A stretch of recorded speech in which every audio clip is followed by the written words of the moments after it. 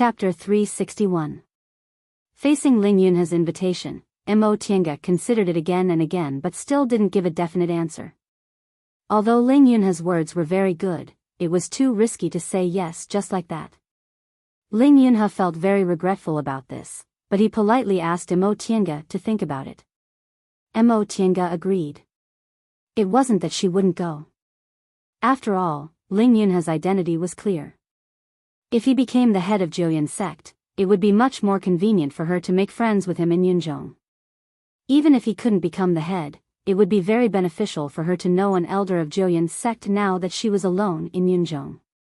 After Ling Yunha left, Mo Tiange also left the cave and went to the market square of Sky Snow City. Whether she agreed or not, she had to give Ling Yunha an answer. That being the case, she might as well go to Sky Snow City to inquire about the information he said and see if it was really worth the risk. The market square of Sky Snow City was located in the center of Sky Snow City. The map in her hand was real except for the sign of Ling Clan's Immortal's Cave. Mo Tiange smoothly found the location of the market square according to the map. The market square of Sky Snow City also belonged to Ling Clan. As soon as Mo Tiange stepped into the market square, she saw the huge word Ling fluttering in the wind at the entrance. Since most of Sky Snow City was Ling Clan's property, it was normal for the market square to belong to Ling Clan. This was the main source of spirit stone income. Any cultivation clan with some property would be involved in the market square business. The purpose of Mo Tiange's trip was the tea house in Sky Snow City. The so-called tea house was quite common in Yunzhong. Its purpose was to facilitate cultivators to make friends and inquire about information. At first, when Mo Tiange saw the mark of the tea house on the map, she didn't understand it. After asking Ling Yunha, she learned the purpose of the tea house. Because of this, Ling Yunha was even more certain that she wasn't a cultivator from Yunzhong, so Mo Tiange vaguely admitted that she was a cultivator from another continent. As for whether she was Shaoyang or Yuanzhou, Ling Yunha couldn't guess that she was from the Celestial Pole.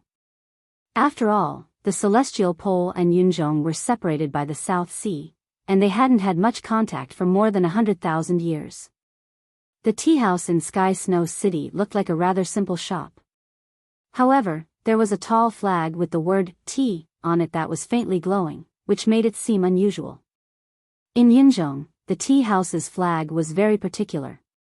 The strength of the spirit qi on it indicated the grade of the tea house. If it was only a faint spiritual aura, it meant the place was mainly used to entertain aura refining cultivators. If it was a spirit tool, it meant there were foundation building cultivators around. If it was a magic tool, it meant core formation cultivators could be found in the tea house. Of course, the tea flag could also be a magic weapon, which meant there was a nascent soul cultivator guarding the tea house. However, Mo Tiange also knew this was only in theory. Even if the cultivation level of Yunzhong was higher than that of the Celestial Pole, it shouldn't be so high that they could casually hang their magic treasures outside, right? The tea flag on the tea house in Sky Snow City was clearly a magic treasure. This meant that core formation cultivators could be found in the tea house. This wasn't strange. Sky Snow City was close to Jiuyuan sect and was the territory of Jiuyuan sect's Ling clan, so there would naturally be many high-level cultivators coming and going in the vicinity. However, Mo Tiange still didn't show her real cultivation level because the matter she wanted to inquire about was related to Jiuyuan sect's affairs. As a core formation cultivator, it would be somewhat inconvenient. "Senior, are you alone?" Just as she arrived at the entrance of the tea house, a low-level cultivator immediately lifted the curtain and very considerately led her inside. Once she entered, Mo Tiange raised her head and looked around. She suddenly felt like she was in a completely different world. From the outside, it looked like an ordinary shop, but inside, there was a hall the size of a public square. In the hall, there were several long tables and chairs separated by flowers and trees. The hall looked well-proportioned, spacious, and bright. There were many cultivators with similar cultivation levels gathered in groups of 3 to 5, chatting and laughing. Mo Tiange glanced around and found that most of the people here were foundation-building cultivators. There weren't many aura refining cultivators, and core formation cultivators were naturally the least. She estimated there were only about 10 people, and they were all in the wing rooms. "Senior, are you alone?" the shop assistant asked again. Mo Tienga regained her train of thought and nodded at him. "Yes." The shop assistant showed a professional smile and continued to ask, "Then, are you looking for companions or making friends?" "Looking for companions?" Mo Tienga thought about it. She was probably looking for cultivators in the same realm as her to adventure with. She answered, "I want to communicate with cultivators in the same realm as me." "Oh, I see," the shop assistant said. "Our tea house charges 1 spirit stone. If you're at your own leisure, we won't charge you anything else. If you need to introduce a senior to us or look for someone, you'll have to pay extra." Mo Tienga nodded to show she understood. She took out a spirit stone and gave it to the shop assistant. The shop assistant immediately gave her a new waste tablet and said, "Senior, please help yourself. If you need anything, just call us." Mo Tienga nodded, then casually found an empty seat in the hall and sat down. The shop assistant served her tea then left. Mo Tienga sat on an empty seat against the wall, slowly sipping her tea while her gaze swept over the other people in the hall from time to time. The cultivators here seemed to be much more enthusiastic than those in the celestial pole. She saw with her own eyes 2 cultivators she didn't know chatting with each other very enthusiastically. The soundproofing method of these foundation building cultivators wasn't a problem for her. She could clearly hear some cultivators talking about cultivation. Some experiences were considered secrets in the celestial pole. Only very close friends or fellow disciples would talk to each other, but they didn't hold back at all. She thought to herself that no matter what, Yunzhong was a place where the atmosphere of cultivation was excellent. Fellow Taoist. Just as she was thinking, a voice came into her ears. Mo Tienga turned around and saw a middle-stage foundation building cultivator with a burly appearance talking to her. "Is fellow Taoist here to look for companions?" Mo Tienga shook her head gently. Seeing her outstanding cultivation level, the burly man didn't want to give up and asked again, "Fellow Taoist, are you not interested in treasure hunting? We're only short of 1 person." Mo Tienga shook her head again and smiled. "I'm just here to rest for a while and communicate with fellow Taoists." After receiving another negative answer, the burly man felt regretful, but he didn't pester her any further. He excused himself and left. Afterward, several people came to talk to her. 2 of them were also looking for companions, while the others wanted to exchange goods. Mo Tienga still shook her head and refused. "Fellow Taoist, may I sit here?" Another voice came into her ears. Mo Tienga turned around. This time, it was a young-looking early-stage foundation building cultivator who was looking at her shyly. She thought for a moment. "Sitting here. Does he mean he wants to chat with me?" She was waiting for this, so she nodded and smiled. "Of course."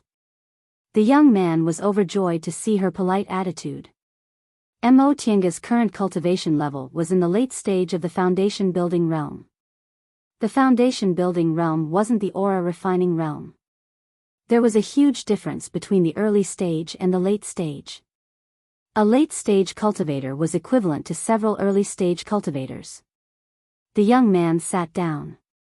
An attendant who was walking on the side immediately served him tea before he respectfully retreated. "My surname is Tan, and my name is Dongchen. I'm from Qing province. May I know how to address you?" The young man said politely. "My surname is Qin, and my name is Wei. I come from the outer endless sea." The outer endless sea was what Yunzhong called the other continents that were separated by the sea, like Shaoyang and Yuanzhou. She came from the celestial pole, so it was reasonable to say that she was also from the outer endless sea. Upon hearing this, Tan Dongchen's eyes lit up.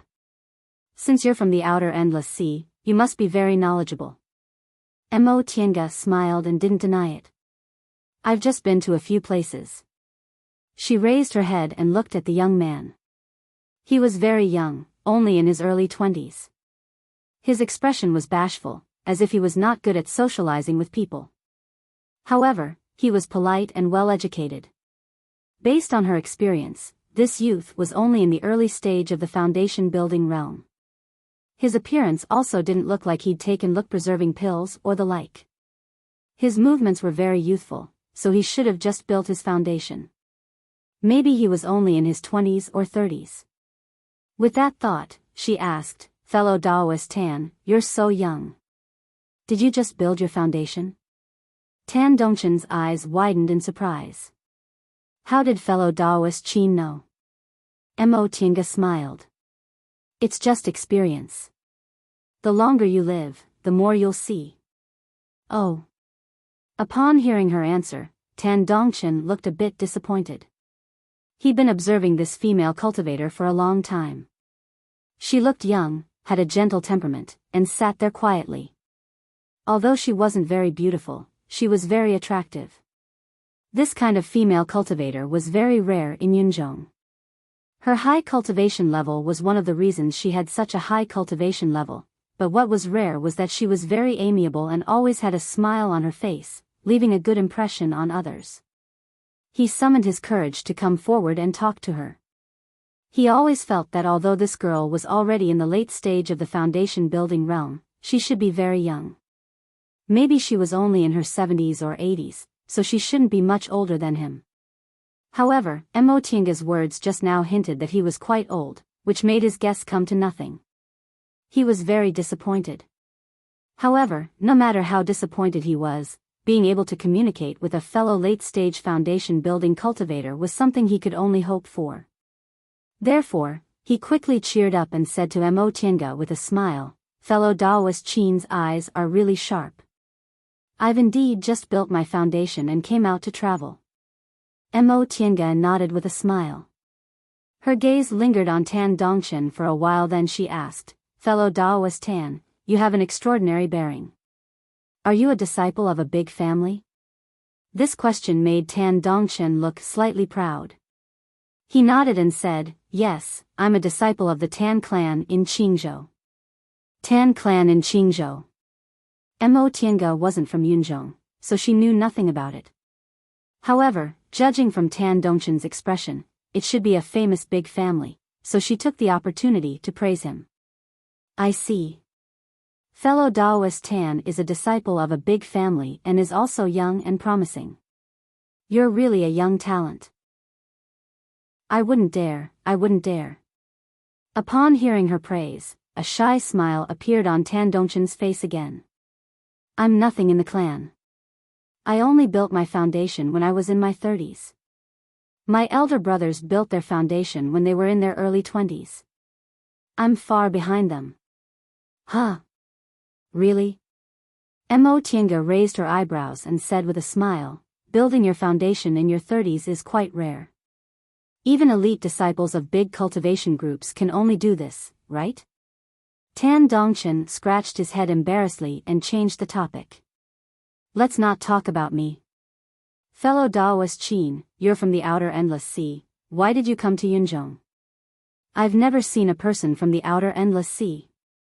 "I came to travel," Mo Tiange said.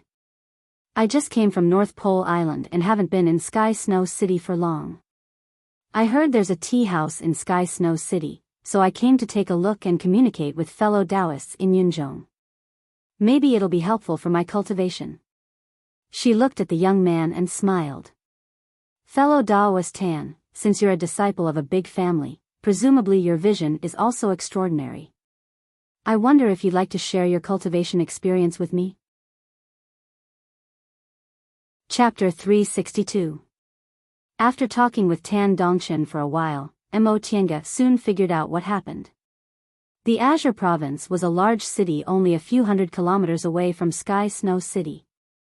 The Tan clan of Qing Province, like the Ling clan of Sky Snow City, was the #1 cultivation clan in the region. More than half of the entire Qing Province belonged to the Tan clan.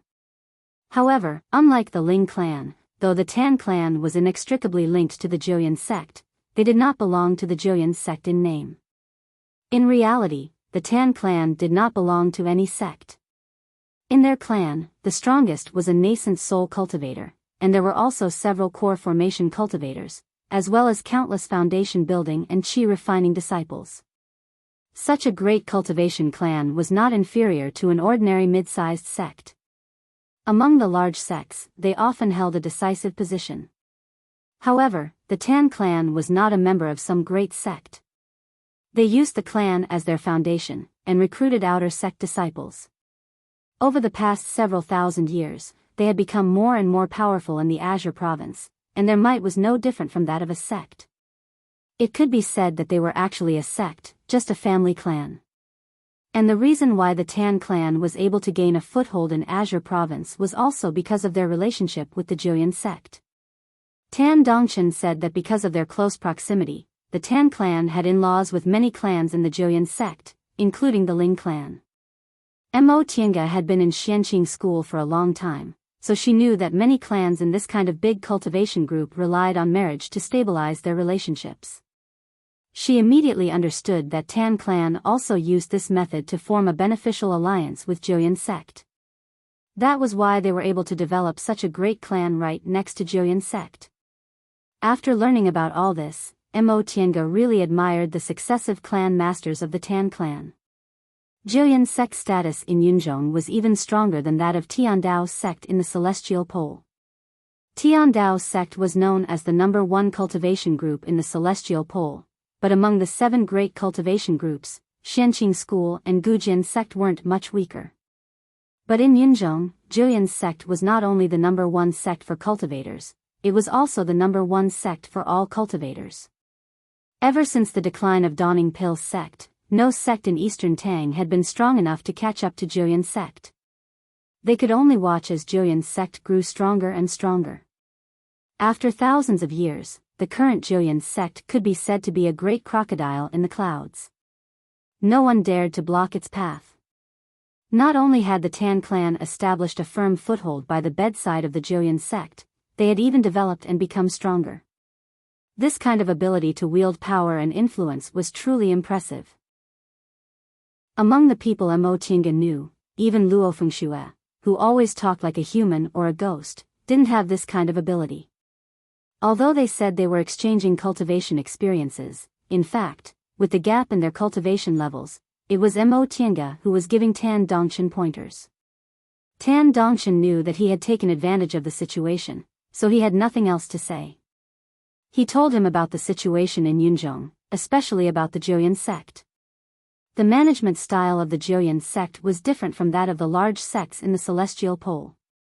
Although they also enjoyed power and status according to their cultivation levels, the positions of sect head, administrator, and elders had to go through an election. This was especially true for the position of sect leader. Any core formation cultivator in the sect could participate as long as they were nominated by the 2 grand elders. The election process was completely transparent. Even ordinary disciples could clearly understand it. However, Mo Tiange knew this was only on the surface. After all, those nascent soul Grand Supreme Elders had the final say on who was qualified to participate, and in the end, it was still those Grand Supreme Elders who would decide who won. Therefore, the position of sect leader could only be considered partially transparent. The final position of the sect leader was not only a competition between the various candidates, but also a competition between the forces represented by the Grand Supreme Elders. Speaking of this matter, Tan Dongchen mysteriously told her about some gossip. As it turned out, many wonderful things happened in the Julian sect leader election. For example, one of the original candidates, a core formation cultivator from Yin clan, went out to search for treasures for the sect leader election, but in the end, he mysteriously disappeared. As for Ling clan's candidate, he encountered a high-level sea beast in the Sea of Returning Ruins and returned with serious injuries. He had no choice but to withdraw from the election and was replaced by another cultivator. When Mo Tiange heard this, her eyes brightened. She asked, "Could it be that there's some secret behind this?" Tan Dongchen looked around then said mysteriously, "Who knows what happened?" However, all the accidents happened so coincidentally. There can't be such a coincidence in this world, right? The two of them looked at each other and smiled tacitly. Mo Tiange asked again, let's forget about Yin clan's matter, but the Ling clan's candidate encountered a sea beast in the Sea of Returning Ruins. This can't be fake, right? That's hard to say, Tan Dongchen said. I heard in the clan that the Ling clan has been fighting fiercely in the past few decades. The original sect leader candidate was a direct descendant of the Ling clan, but the current candidate is from a branch family that has always been suppressed by the direct descendant. Tan Dongchen told her about this matter in detail. As it turned out, although the Ling clan was huge and had a large population, the talented people in the branch family had always withered, and the affairs in the clan had always been decided by the direct descendant. However, 100 years ago, a cultivator appeared in the Ling clan. He built his foundation at the age of 20 and formed his gold core at the age of 80. In one fell swoop, he became the most eye-catching junior in the Ling clan. At the same time, several descendants of the Ling clan also produced talented people who formed their gold cores. In the past 100 years, there had been many talents emerging, and it was supposed to be the time for the Ling family to shine. However, for some reason, these rising stars of the Ling family were fighting endlessly for the sake of their own interests, dragging the Ling family into an endless power struggle. At this point, Mo Tiange learned the name of that genius from Tan Dongchen. Sure enough, it was Ling Yunhe. Before the sect leader election, outsiders originally guessed that Ling Yunhe would participate in the election. Unexpectedly, he was injured in an accident and his cultivation level dropped, so the Ling clan sent a direct descendant to participate without a doubt. Who knew that the incident in the Sea of Returning Ruins would happen? This Ling clan cultivator had no choice but to withdraw from the sect leader election. Originally, people thought the Ling clan could only give up this time, but not long after, Ling Yunhe's cultivation level recovered and he was sent to participate again. This matter was full of ups and downs and twists and turns, which really made outsiders enjoy talking about it. Outsiders didn't know what was hidden in this matter, but this didn't prevent them from enthusiastically guessing.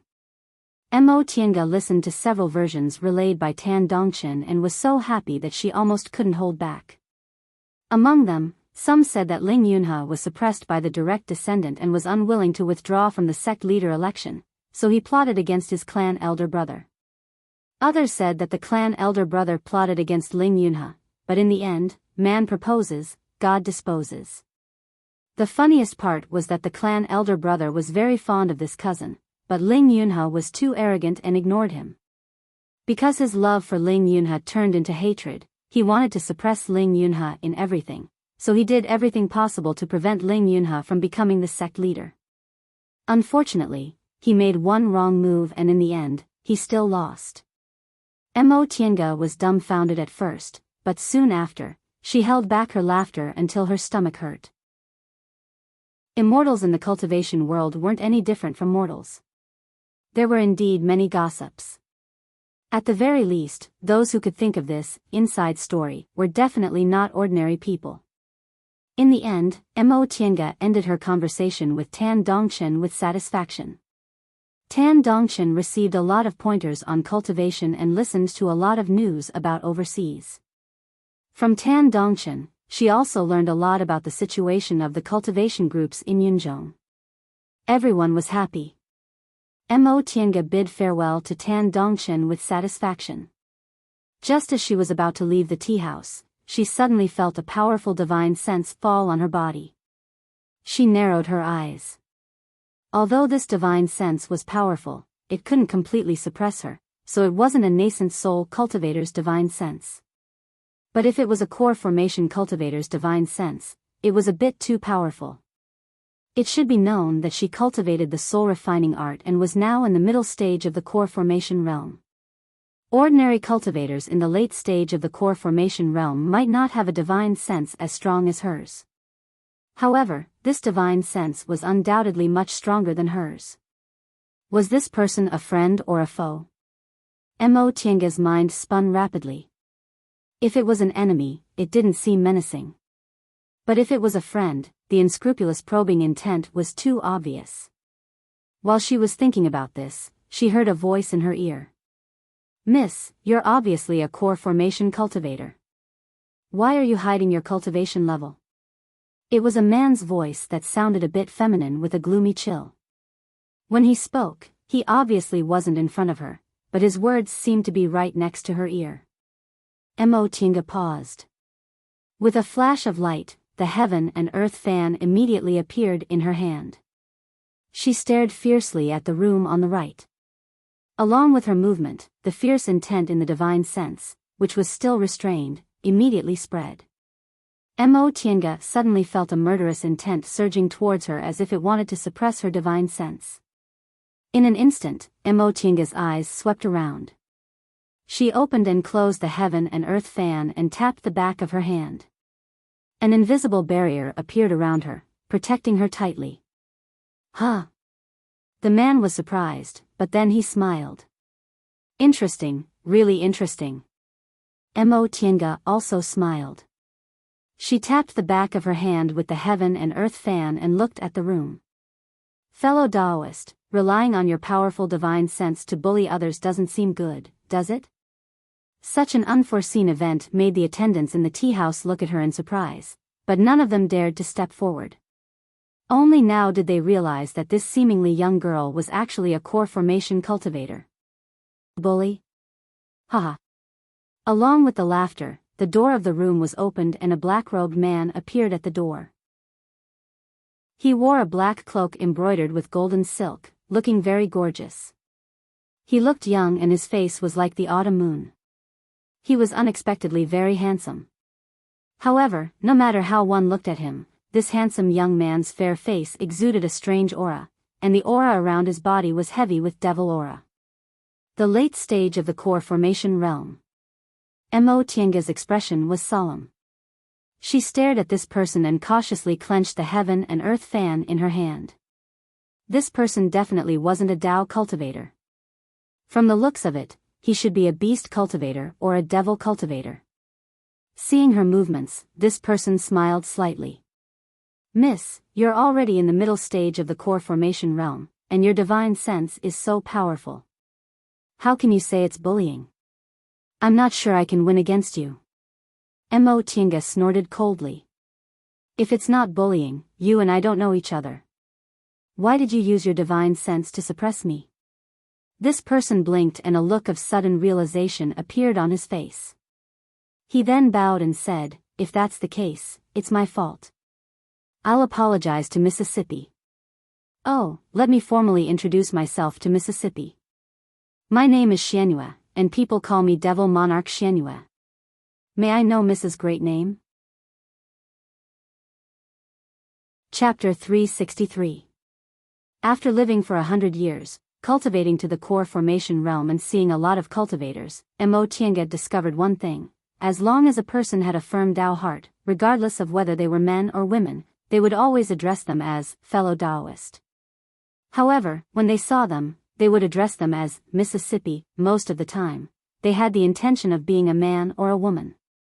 For example, when Jing Xingji saw a female cultivator for the first time, he would most likely call her Mississippi. Not only did this Black Moon Devil Monarch address her as Miss, but his attitude was also very attentive. If Enchanting couldn't see through his ulterior motives, she'd be playing dumb. However, the situation wasn't clear yet, so it wasn't a bad idea to play dumb. I'm Qin Wei. May I know what advice fellow Taoist Black Moon has for me? Enchanting answered faintly. So it's Miss Qin. Black Moon Devil Monarch smiled at her. It is fate that brought us together. If I have offended you just now, I would like to invite you in as an apology. I wonder if you would do me the honor? Inside the room were the auras of several core formation cultivators, both strong and weak. Because the room was protected by a formation, he couldn't sense them very clearly. However, there were at least 5 of them. It was clear that this group of people was having a gathering. However, he didn't know if these people already knew each other, or if they were like the aura refining and foundation establishment cultivators in the hall who came here to interact with each other. If it was the latter, it wouldn't be a problem for her to enter. However, if it was the former, it wouldn't be good. While he was hesitating, his gaze suddenly swept over the attendants around him. These low-level aura refining cultivators were looking at them with trepidation. She thought about it and smiled. She raised her eyebrows and said, "Since fellow Taoist Xianyue sincerely invites me, I won't refuse." Hearing this, a smile appeared on Black Moon Devil King's coquettish face. He stepped aside and said, "Miss Qin, please." With a smile on her face, Mo Tiange put the heaven and earth fan into her sleeve and swaggered into the wing room. What was there to be afraid of? This was the tea house of the Ling family in Sky Snow City. In any case, the Ling family was a large family with a nascent soul cultivator. How could anyone dare to mess around here? Besides, she knew she wasn't a mediocre person. Previously, she obtained so many spiritual treasures from Mo Yaoqing and had already finished refining them, so she had some confidence in protecting herself. Once she entered the side room, Mo Tiange immediately felt everyone's gaze falling on her. Mo Tiange swept her gaze around and saw a huge round table in the middle of the room. Around the table sat 6 cultivators. They were all in the core formation realm. Among them, 5 were in the early stage of the core formation realm, and 1 was in the middle stage of the core formation realm. Including the devil monarch of the mystic moon, he was the only one in the advanced stage of the completion level. When they saw her, a few of them revealed surprised expressions. It was unknown if they were surprised by her youth or her cultivation. This is fellow Taoist Qin. These people all heard the conversation between Mo Tiange and Black Moon Devil Monarch. At that moment, a middle-aged Confucian scholar stood up and politely cupped his hands. Mo Tiange showed a faint smile and returned the salute. Yes. Her gaze shifted, and she cupped her hands towards the people around her as a greeting. When the others saw this, they didn't dare to dally, and they all stood up to return the greeting. At this moment, Mo Tiange had already made up her mind. Among these people, there was a scholar in scholarly robes, a bald monk, a beautiful Taoist nun, and there were also people who seemed to be from the devil path. Their outfits were very different, so they probably weren't from the same group. With so many core formation cultivators, it would be too shocking if they were all from the same group. Fellow Taoist Qin, I'm Han Shizhi, a professor at South Zhou's Yushan Academy. Greetings. This was the scholar in scholarly robes who first greeted her. He was the only cultivator in the middle stage of the core formation realm. This poor monk's dharma name is Yuan Kong. I'm the supervisor of South Zhou's Taolin Temple. Although this monk looked fierce, his attitude was actually humble and polite. This poor Taoist is Qin Yunzi, an individual cultivator. This was a middle-aged Taoist with a 3-inch-long beard. He had a very sage-like demeanor. My surname is Yang Qingji. The one who spoke was a devil cultivator whose whole body was hidden in a black cloak. The devil aura around his body was very ostentatious. I'm Yong Ryu, and this is my junior martial sister, Qiu Qingrua. We're both cultivators from Danxia sect. Greetings, fellow Taoist Qin. Upon hearing the words, Danxia sect, Mo Tiange's eyes brightened. She then shifted her gaze to this pair of martial siblings. Both of them were dressed in Taoist robes. The man was in his 30s, and the woman was a bit younger. Both of them were in the early stage of the core formation realm. So you're cultivators from Danxia sect. Her thoughts turned at lightning speed. She immediately greeted the two of them. Her attitude towards this pair of martial siblings from Danxia sect was obviously different from the others. Puzzled, Yong Ryu couldn't help but ask, fellow Taoist Qin, could it be that you know people from my Danxia sect? Mo Tiange smiled. I don't know them. However, my ancestor has some connection with Danxia sect. Oh. Qiu Qingrua interrupted and asked, may I know what connection fellow Taoist Qin has with my Danxia sect? Mo Tiange's gaze faintly swept over Qiu Qingrua, who was intentionally or unintentionally holding Yong Ryu's hand. She smiled and said, to be honest, I'm not from Yunzhong. It's just that 1,000 years ago, my ancestor was from Yunzhong. I once heard that when my ancestor was in Yunzhong, he received a favor from Danxia sect. Oh, I see. Yong Ryu and Qiu Qingrua glanced at each other but didn't say anything. Although Dansha's sect had declined, it was still a great cultivation group with tens of thousands of years of inheritance. This kind of thing was too common. Nevertheless, Devil Monarch Black Moon said with great interest, "So Miss Qin isn't from Yunzhong. May I know your origin? Why did your ancestor leave Yunzhong back then?" "As far as I know, the cultivation resources in the outer endless sea can't compare to those in Yunzhong." Mo Tiange smiled and said faintly, "I've only lived for more than 100 years. How could I know what happened 1,000 years ago? I only know a few words passed down by my ancestor, so I only have a rough idea of where they came from." What fellow Taoist Qin said makes sense. The middle-aged scholar, Han Shiji, twirled his beard and said with a smile, "No matter what your origin is, since fellow Taoist Qin's ancestor was also from Yunzhong, fellow Taoist Qin can also be considered a person from Yunzhong. I wonder if fellow Taoist Qin returned to Yunzhong from the outer endless sea to look for your roots?" "Yes." Mo Tiange cast a glance at Yong Ruyu and her martial sister, then nodded with a smile. "I've heard about Yunzhong since I was a child. It's been so many years since I've seen it, so I've always wanted to come to Yunzhong. Now, my wish has finally been fulfilled." In that case, we can be considered to be fated." Han Shiji laughed and said, "Fellow Taoist Qin, please sit.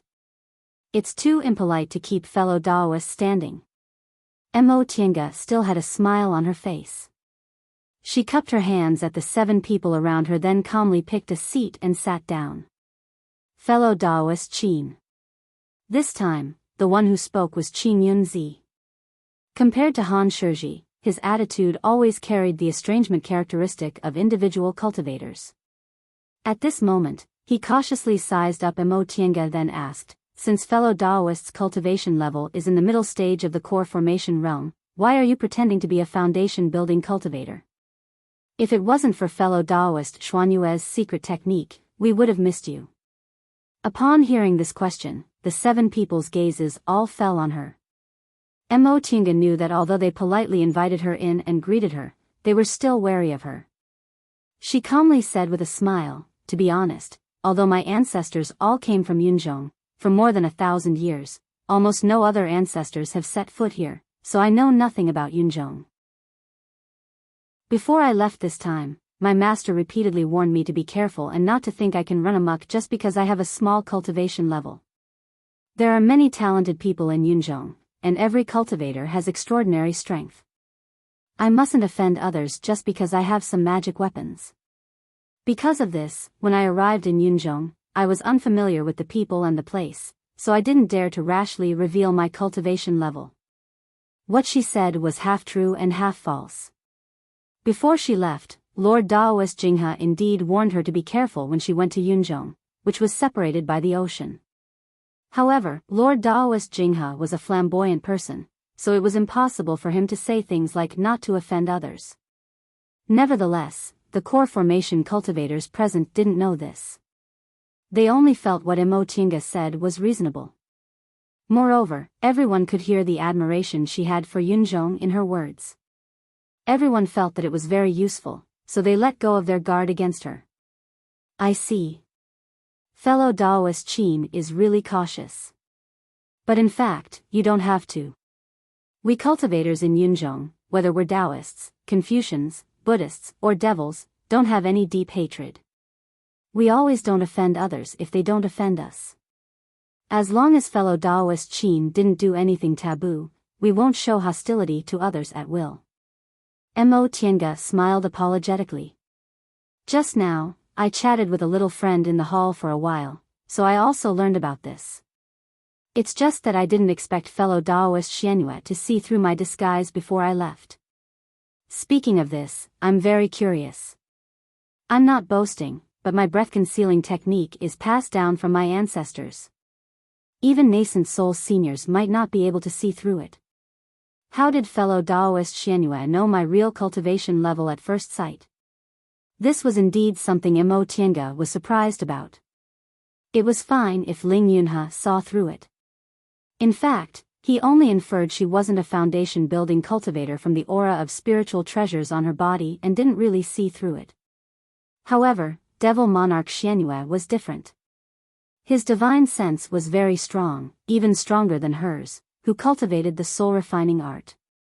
He seemed to be able to see through her cultivation level directly. This was unusual. Her spirit-concealing pendant was refined by a deification senior. Zhong Muling even clearly said that with the spirit-concealing pendant on her, it wouldn't be a problem even if she wanted to pretend to be immortal. It didn't make sense for a core formation devil cultivator to see through her disguise so easily. After they returned to the wing room, Devil Monarch Xianyue, who had been sitting at the corner of the round table and playing with a teacup, chuckled softly.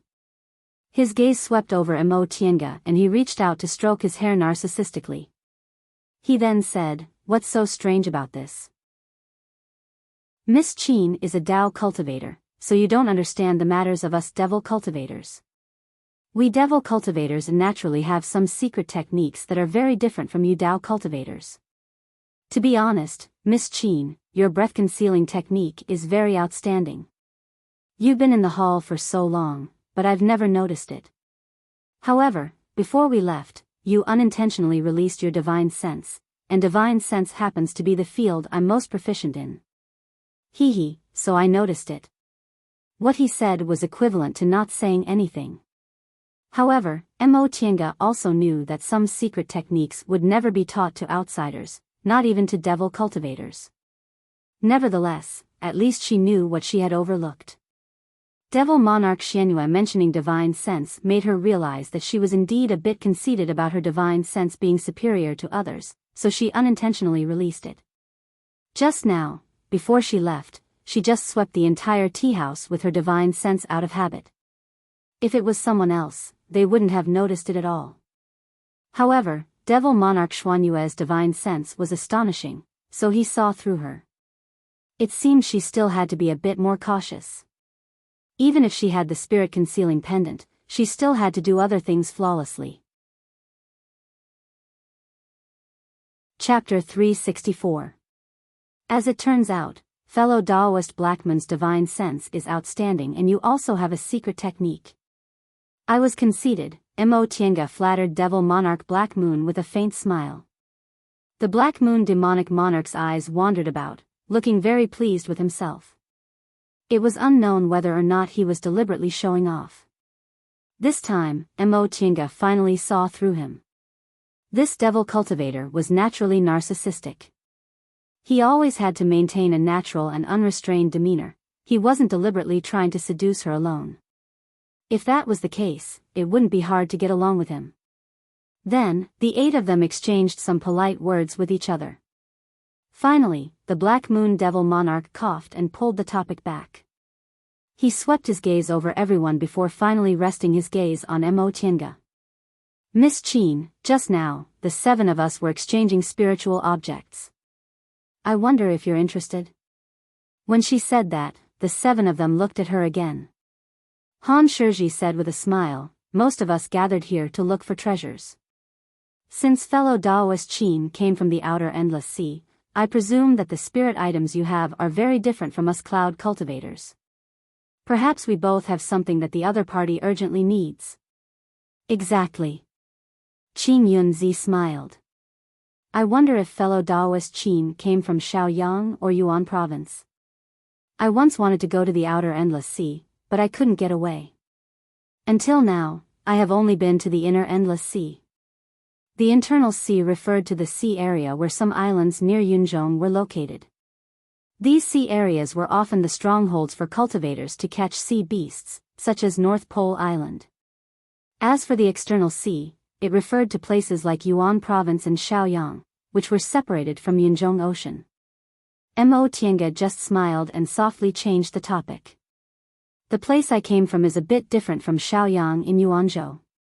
However, perhaps there really is something you need there." Hearing this, the Black Moon Devil Monarch said, "Since Miss Qin doesn't object, does that mean you'll be participating in the exchange?" Mo Tiange nodded, indicating she had no objections. The Black Moon Devil Master smiled and glanced at the crowd. He continued, "Before Lady Qin joined us, we just finished talking about cultivation. Since that's the case, let's begin." A trade fair organized by cultivators was naturally different from the one organized by Shang clan. No one was introducing treasures, and no one was stirring up the atmosphere. Among them, the mystic moon demonic monarch had the highest cultivation, so he tacitly agreed to be the host. After saying this, the black moon devil monarch threw out a few items and said casually, "See if you're interested in these items. You can exchange them with items or buy them with spirit stones." Mo Tiange looked down and saw several kinds of ores, spiritual plants, and a magic weapon on the table.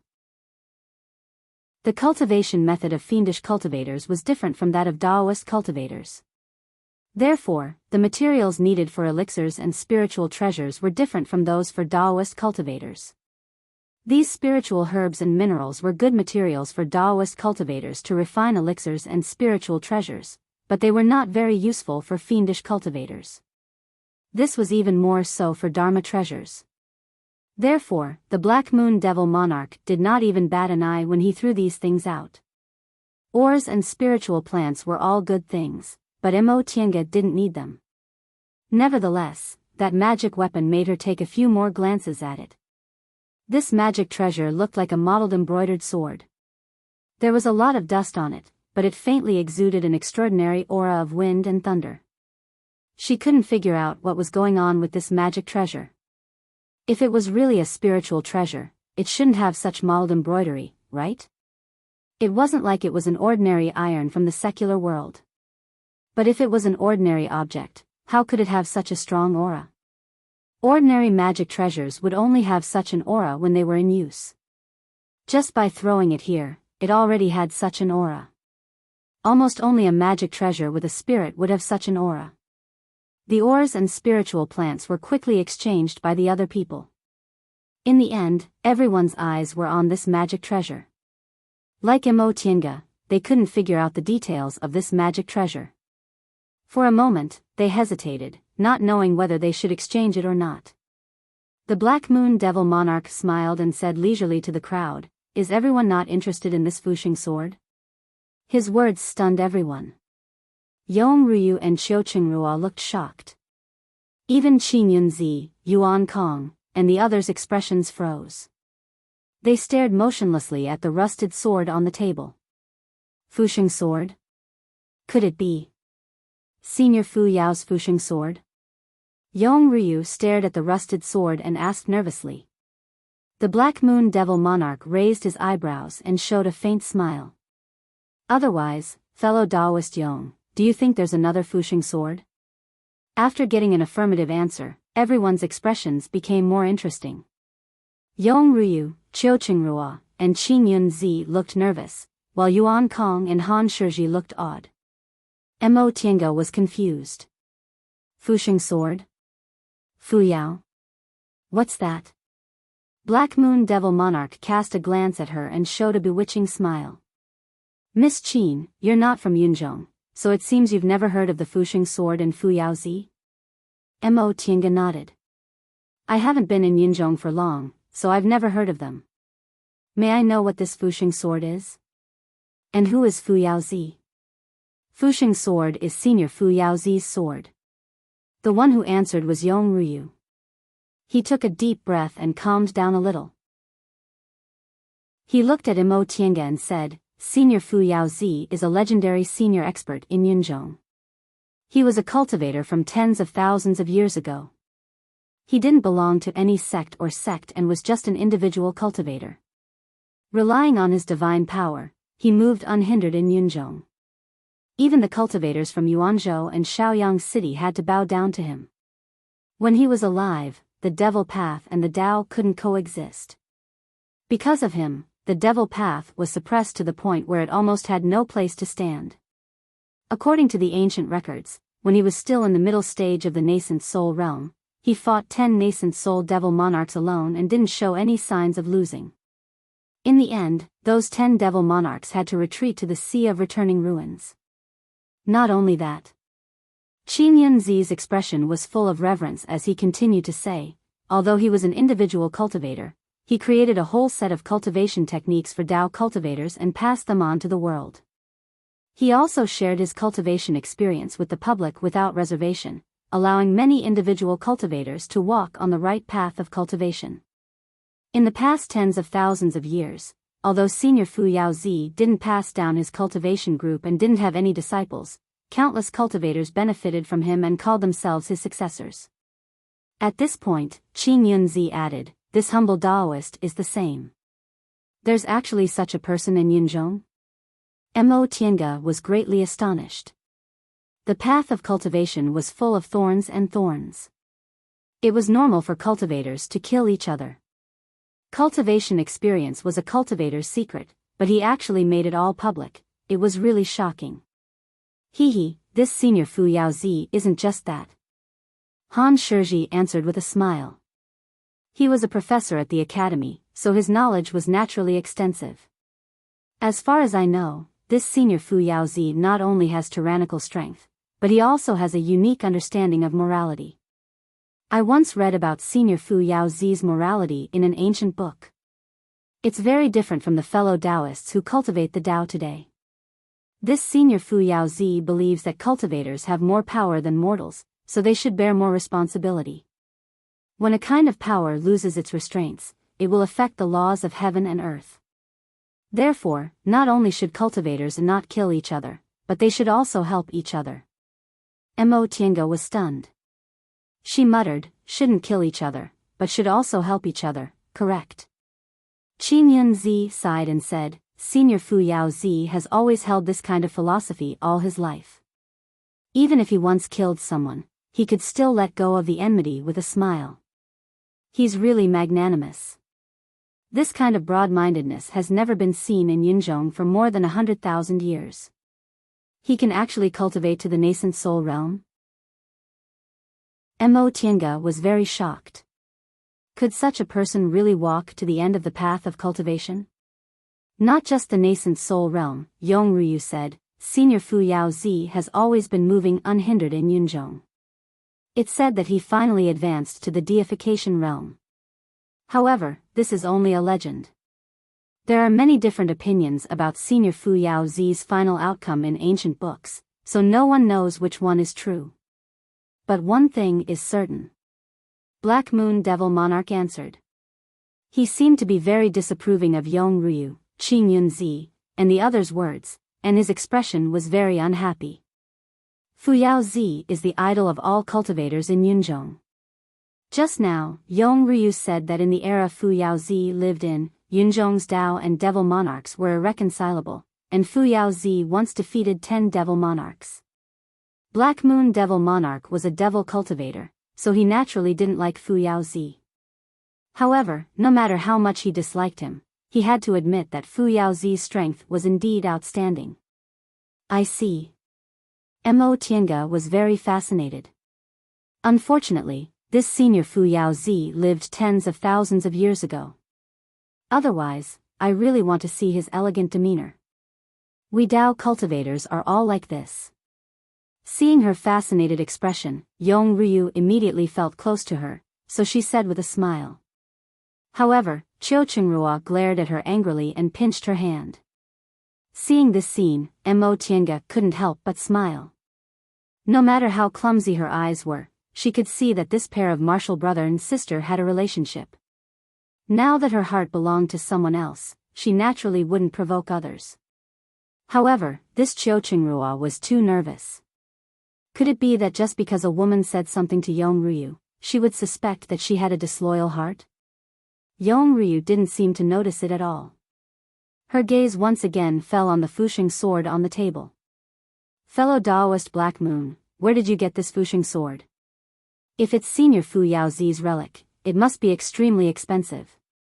Black Moon Devil Monarch raised his eyelids and said, I obtained this sword by accident. After many verifications, I confirmed that it was Fu Yaozi's Fusheng sword. I asked many Devil Path seniors, and this sword disappeared when the 10 Devil Monarchs fought Fu Yao. It was probably left in the Devil domain at that time. You don't need to be so scared. Although the Fusheng sword is powerful, this sword isn't the complete Fusheng sword. Hearing this, Qin Yunzi was stunned and asked anxiously, Fellow Taoist Black Moon, what do you mean? Black Moon Devil Monarch said lazily, do you think this sword will still be full of spiritual aura after tens of thousands of years and being corroded by devil aura in the devil domain? Yong Ryu and the others were stunned, but the excited expressions on their faces calmed down a little. Yes, the devil domain was full of devil aura. If this treasure was left in the devil domain, it would definitely be corroded by the devil aura. After tens of thousands of years, it was already rare that it didn't turn into a pile of ordinary iron. Qin Yunzi thought for a moment, then asked cautiously, "Fellow Taoist Black Moon, do you think this sword can still be used?" "Since I took it out to trade, it's naturally still useful," Black Moon Devil Monarch said faintly. "Speaking of which, this sword is worthy of being Fu Yaozi's sword. After being corroded by devil aura for tens of thousands of years, it unexpectedly still retains the momentum of a spiritual treasure. Of course, everyone here understands that this sword definitely can't be used directly. It needs to dissolve the devil aura and be refined again to recover some of its original power, but only a little." Chapter 365. A sword from tens of thousands of years ago that had been stored in the devil's domain where devil cultivators lived for tens of thousands of years couldn't be intact.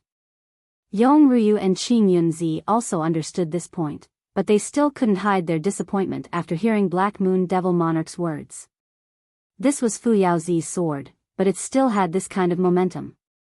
One could imagine how powerful it was in the past.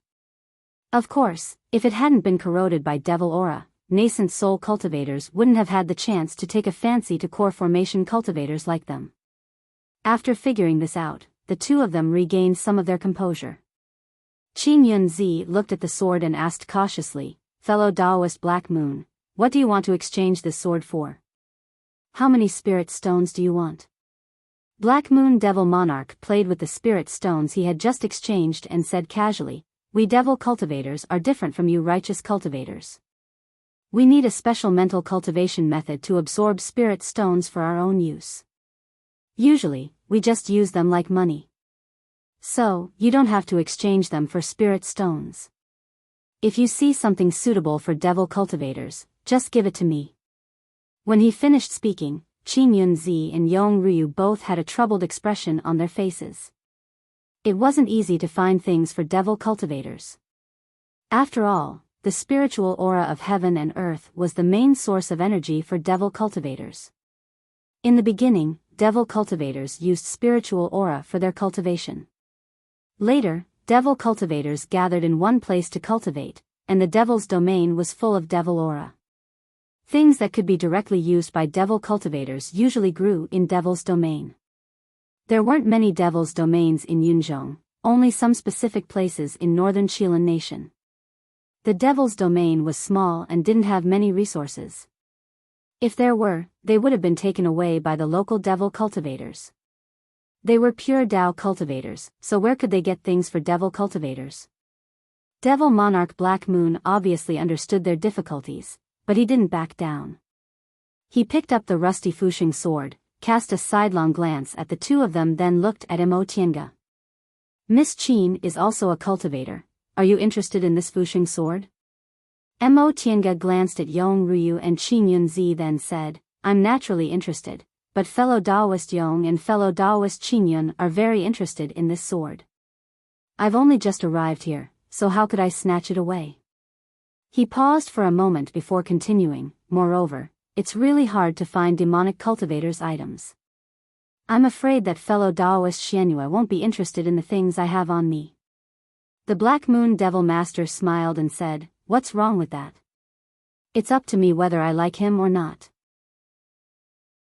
Since Miss Qin has participated in our trade fair, she naturally has the qualifications to exchange. Fellow Taoists, don't you think so?" The Black Moon Devil Monarch was in the late stage of the core formation realm, while Yong Ryu and Qin Yunzi were only in the early stage of the core formation realm. How could they dare to act tough in front of him? Moreover, what the Black Moon Devil Monarch said made sense. The trade fair was free to trade, and it was all up to the owner's preference. Seeing the two of them nod, the Black Moon Devil Monarch smiled and said, "All right, what do you have, Miss Qin? You can take it out and let us see." Mo Tiange hesitated for a moment, but in the end, she still took something out of her robe. She'd been to Demonic Mountain before. Demonic Mountain used to be the battlefield of the righteous path and the devil path. Countless treasures of the righteous path and the devil path were left there. Although most of them had been taken away by the predecessors, there were always some special things in that place where devil aura intertwined. She picked up a lot of people's chinkuan bags inside.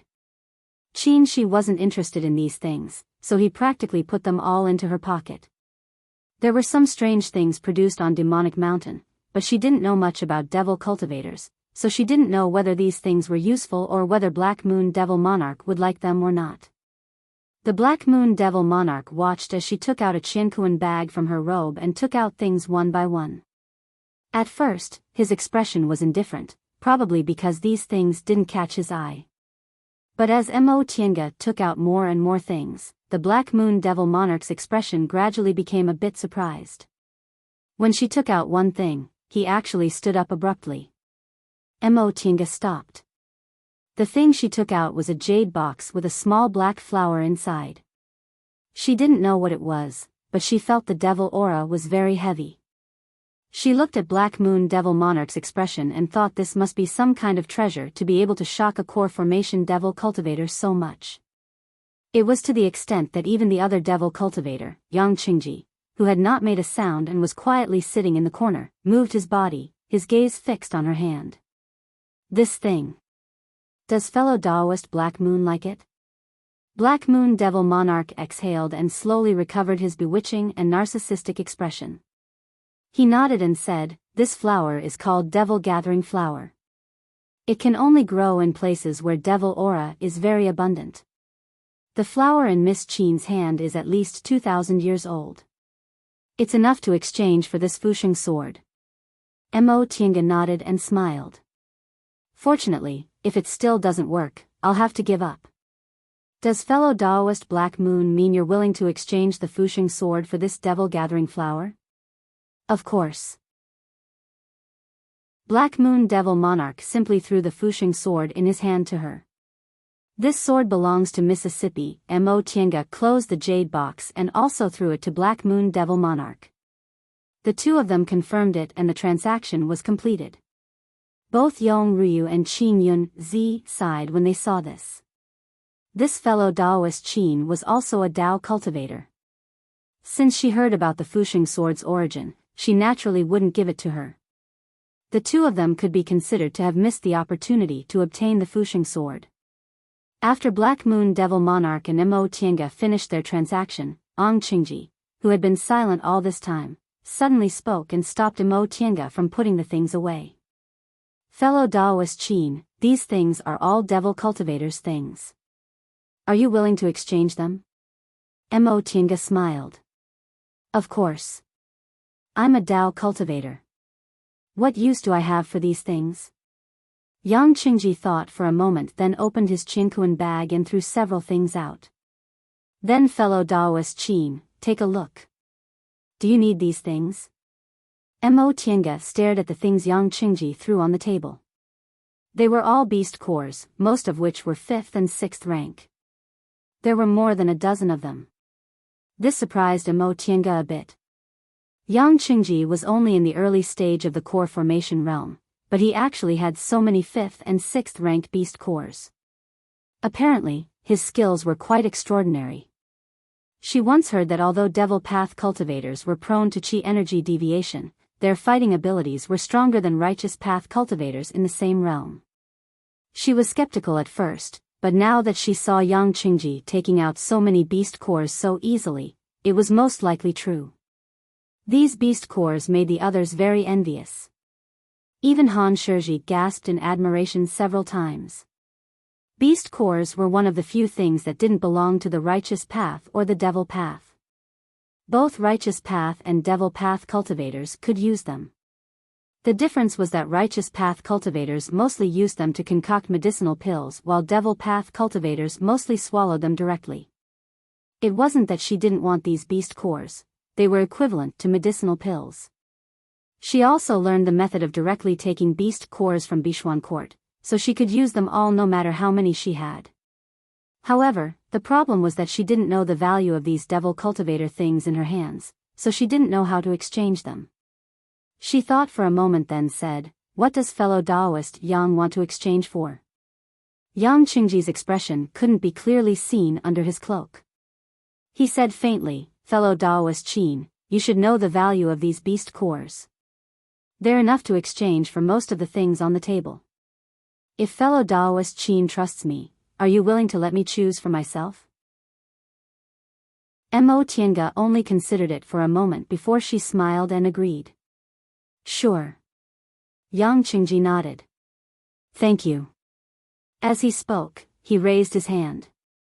The things on the table flew towards him one by one as if they were being pulled. By the time most of the things were in his hands, he pushed his hand forward, throwing the beast cores on the table towards Mo Tiange. Mo Tiange caught all of them.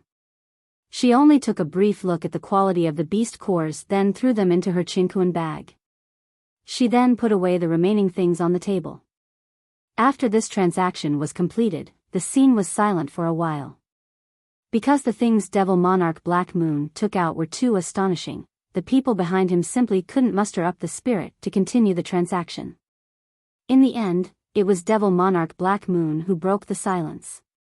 He asked Mo Tiange in a seemingly careless manner, "This monarch can see that Miss Qin is a pure Dao cultivator, so why do you have so many things used by devil cultivators? Could it be that Mrs. Hometown is also the devil domain?" Mo Tiange smiled faintly then shook her head. "Since fellow Taoist Black Moon knows I'm a pure Dao cultivator, why would I live in the devil domain? I just had a conflict with several devil cultivators and obtained these things from them." "Oh, so that's how it is." What she meant was that these things were obtained from killing devil cultivators. Although she had a lot of things in her hands, they were very messy, so their total value wasn't very high. It would be believable if she said they were the possessions of one or two devil cultivators. In the current Yunzhong continent, the situation was no longer one where the righteous and devil paths could not coexist, so Devil Monarch Black Moon and Yang Qingji didn't react to what she said. Devil Monarch Black Moon was very happy to obtain the treasures he was satisfied with. He squinted at the others and said, "All right, Miss Qin has finished her transaction with us. Which fellow Taoist wants to exchange with us next?" After a moment of silence, Monk Yuan Kong called out the name of Buddha. "Amitabha, this poor monk has something to exchange." Devil Monarch Black Moon didn't even bother to say anything. He just stretched out his hand, signaling him to take out the item. Monk Yuan Kong also didn't waste any time.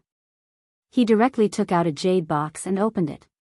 In an instant, the whole room was filled with a dazzling seven-colored light. Seven-colored jade heart lotus. Han Shizhi cried out in surprise. Mo Tiange still didn't know anything about this item. However, judging by how it was overflowing with spiritual aura, she knew it was an extremely rare spiritual item. Moreover, Han Shizhi looked so shocked. Benefactor Han has good eyes. This is indeed the seven-colored jade heart lotus. Monk Yuan Kong smiled faintly.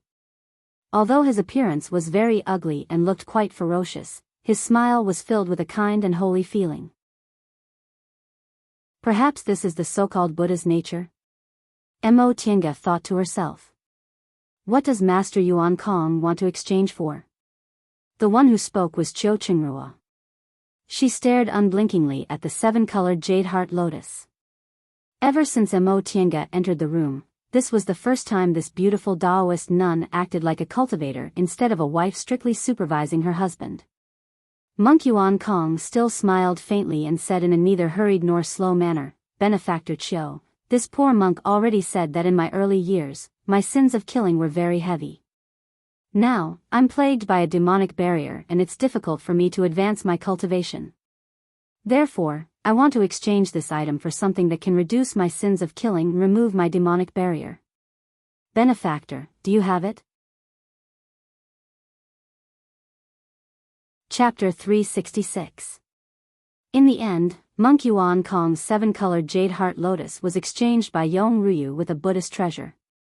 Qiu Qingrua happily put the seven-colored jade heart lotus into his bag. Qin Yunzi took a fancy to the Fuxing sword while Han Shiji took a fancy to the 7-colored jade heart lotus. Soon after, the two of them took out their own things and exchanged some passable spiritual objects with others.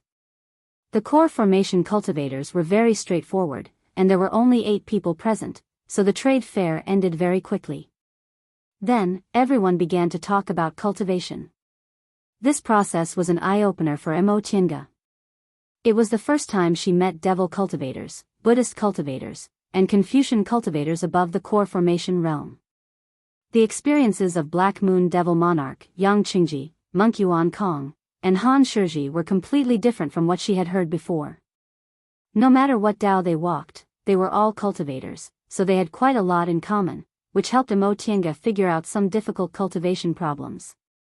This conversation lasted for half the night before Mo Tiange bid farewell to everyone and left the tea house. When she stepped out of the tea house, the full moon was already hanging in the sky. The night was dark, and countless stars were blinking in the sky, reflecting the bright blue color of Sky Snow City, giving it a different kind of beauty. She admired it for a while before slowly walking towards the cave on White Stone Mountain. She looked leisurely, but in fact, her fists were clenched and hidden in her sleeves, hiding her excitement very well. When she got the Fuxing sword, her attitude was very calm and she didn't look very excited, but in fact, her heart was full of excitement. As soon as she left the tea house, she couldn't suppress it anymore. That sword was definitely unusual. Not to mention that it was corroded by devil aura for 10,000 years without being completely corroded. Its momentum alone could only be found on some spiritual treasures. If she could find a way to wash away the devil aura and restore it to its former glory, it would definitely be an extremely sharp magic weapon. With this thought, she smiled. One could never have too many spiritual treasures. Although her cultivation level was exposed this time, her harvest was quite plentiful. Just as she left the streets of Sky Snow City and before she reached White Stone Mountain, she suddenly felt her back tighten. Instinctively, the heaven and earth fan appeared in her hand. With a light wave, a spiritual aura barrier appeared around her. Soon after, with a soft, chi sound, something tore open the spiritual energy barrier behind her. Mo Tiange tapped the ground with the tip of her foot. Clouds appeared on the soles of her feet as her cloud-treading boots flew up. Like a willow in the wind, she streaked across the sky, leaving a trail of drifting traces in the air. In the end, she turned around and stopped. Which fellow Taoist launched a sneak attack on me? Please show yourself. Standing in midair, Mo Tiange gently tapped the heaven and earth fan in her hand and looked around sharply. Humph. She heard a cold snort. Someone spoke in a hoarse voice, hand over the Fuxing sword and I'll let you go. Supporting life sword? Mo Tiange was stunned. It wasn't that she didn't expect someone would covet the Fuxing sword, it was just that she didn't expect they would come knocking on her door so soon. Who was this person? Yong Ruyu or Qin Yunzi? The two of them didn't have any abnormalities just now. Could it be someone else? On top of that, this person's sneak attack was very precise. His cultivation level was at least at the intermediate stage of the completion level. Could it be Han Shiji? Not giving her much time to think, another sharp spiritual energy suddenly appeared in the air and attacked her. Mo Tiange also let out a cold snort. No matter who it was, this person looked down on her too much. Mo Tiange touched her sleeve and waved the white silk handkerchief. A faintly discernible mist enveloped her. The spiritual aura smoothly entered the mist, but in the next moment, it disappeared into the mist and disappeared without a trace. Oh. The person was surprised but soon sneered. You do have some skills. I underestimated you. Mo Tiange showed a faint smile, gently opened the heaven and earth fan and said, no matter who you are, if you don't want to die, you'd better scram quickly. Upon hearing what she said, the person burst into laughter. Interesting. Are all cultivators in the outer endless sea as arrogant as you? Whether I'm arrogant or not, I'll know after I fight you. Mo Tiange's gaze turned slightly cold. It seems your excellency is determined to rob me? So what if I rob you? The Fusheng sword, even if it's just a Fusheng sword that can only recover a little of its power, it's still no small matter. If you want to blame someone, blame yourself for being too bold. People from the outer endless sea actually dare to carry such a treasure in Yunzhong. Humph, even if I don't do it, someone else will. Then let's see how you do it. Before he finished speaking, the heaven and earth fan unfolded, and seemingly invisible mountains and rivers sprayed out in an instant.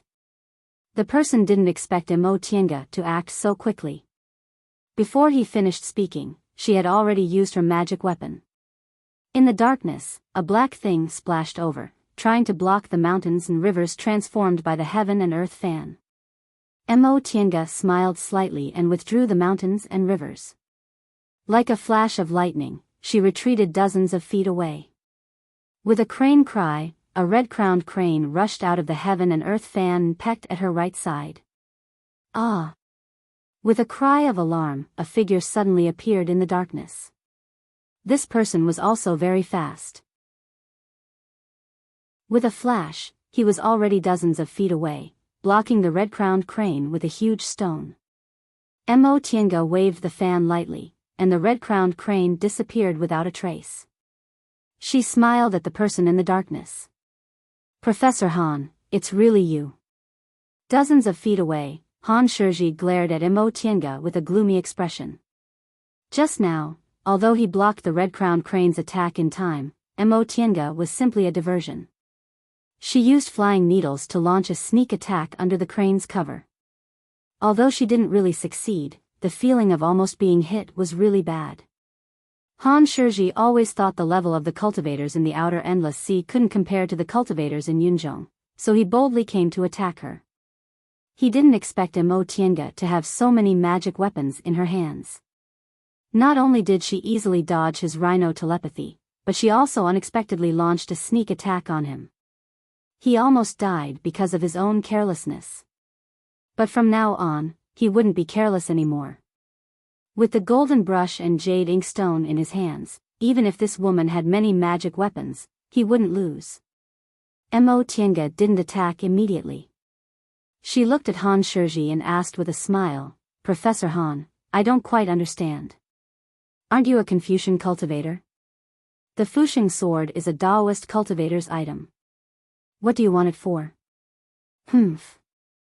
Han Shizhi snorted coldly. What do you know? How can magic weapons be divided by schools? Confucian cultivators, Taoist cultivators, Buddhist cultivators, don't they all transform spiritual aura for their own use? Mo Tiange was stunned. She didn't expect he would actually say this. She carefully pondered it in her heart and suddenly felt enlightened. For a moment, she came to a sudden realization and understood. Yes, Confucian cultivators, Taoist cultivators, Buddhist cultivators, and even devil cultivators were all cultivators. Although their respective doctrines were different, their cultivation methods were different, and their methods of transforming spiritual aura were also different. There wasn't much difference in essence. They all cultivated and similarly transformed the spiritual aura of heaven and earth for their own use. They also strengthened their bodies, cultivated their meridians and dantian, and advanced their realms step by step to pursue the ultimate goal of ascension. She was too trapped by the views of schools. She always felt that cultivators of other Taoists might be able to learn a thing or two from them, but they were always different. In fact, their essence should be the same, but their external situations were different. Looking at Han Shizhi in the darkness, she had a mysterious feeling. This Han Shizhi came to snatch her treasures and even to kill her.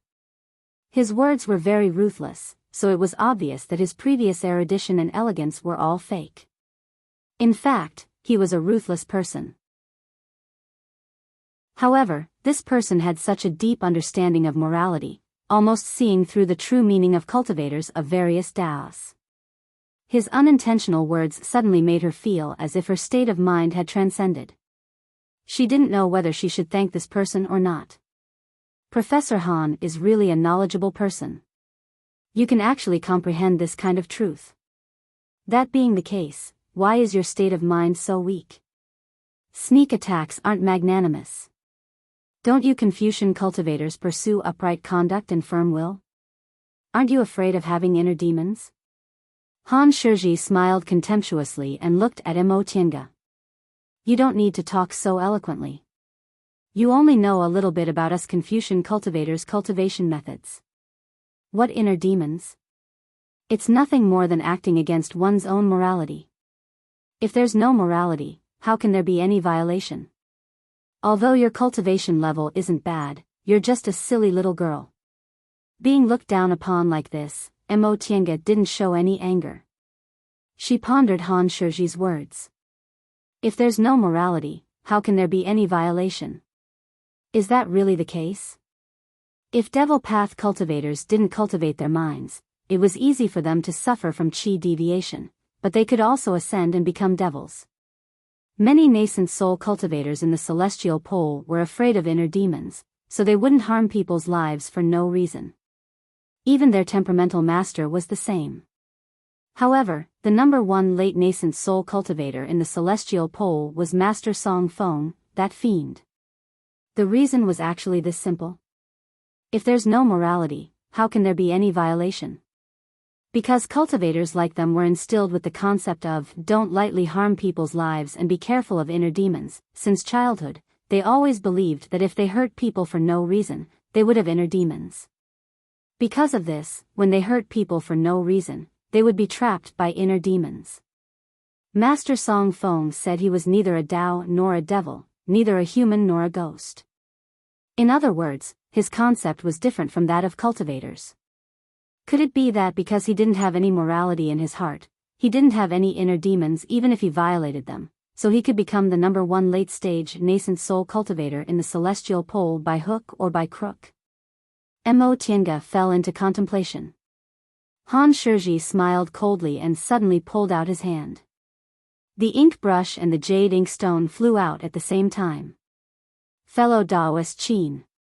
Just as the ink brush was about to splash on Mo Tiange's body, a clear shout was heard.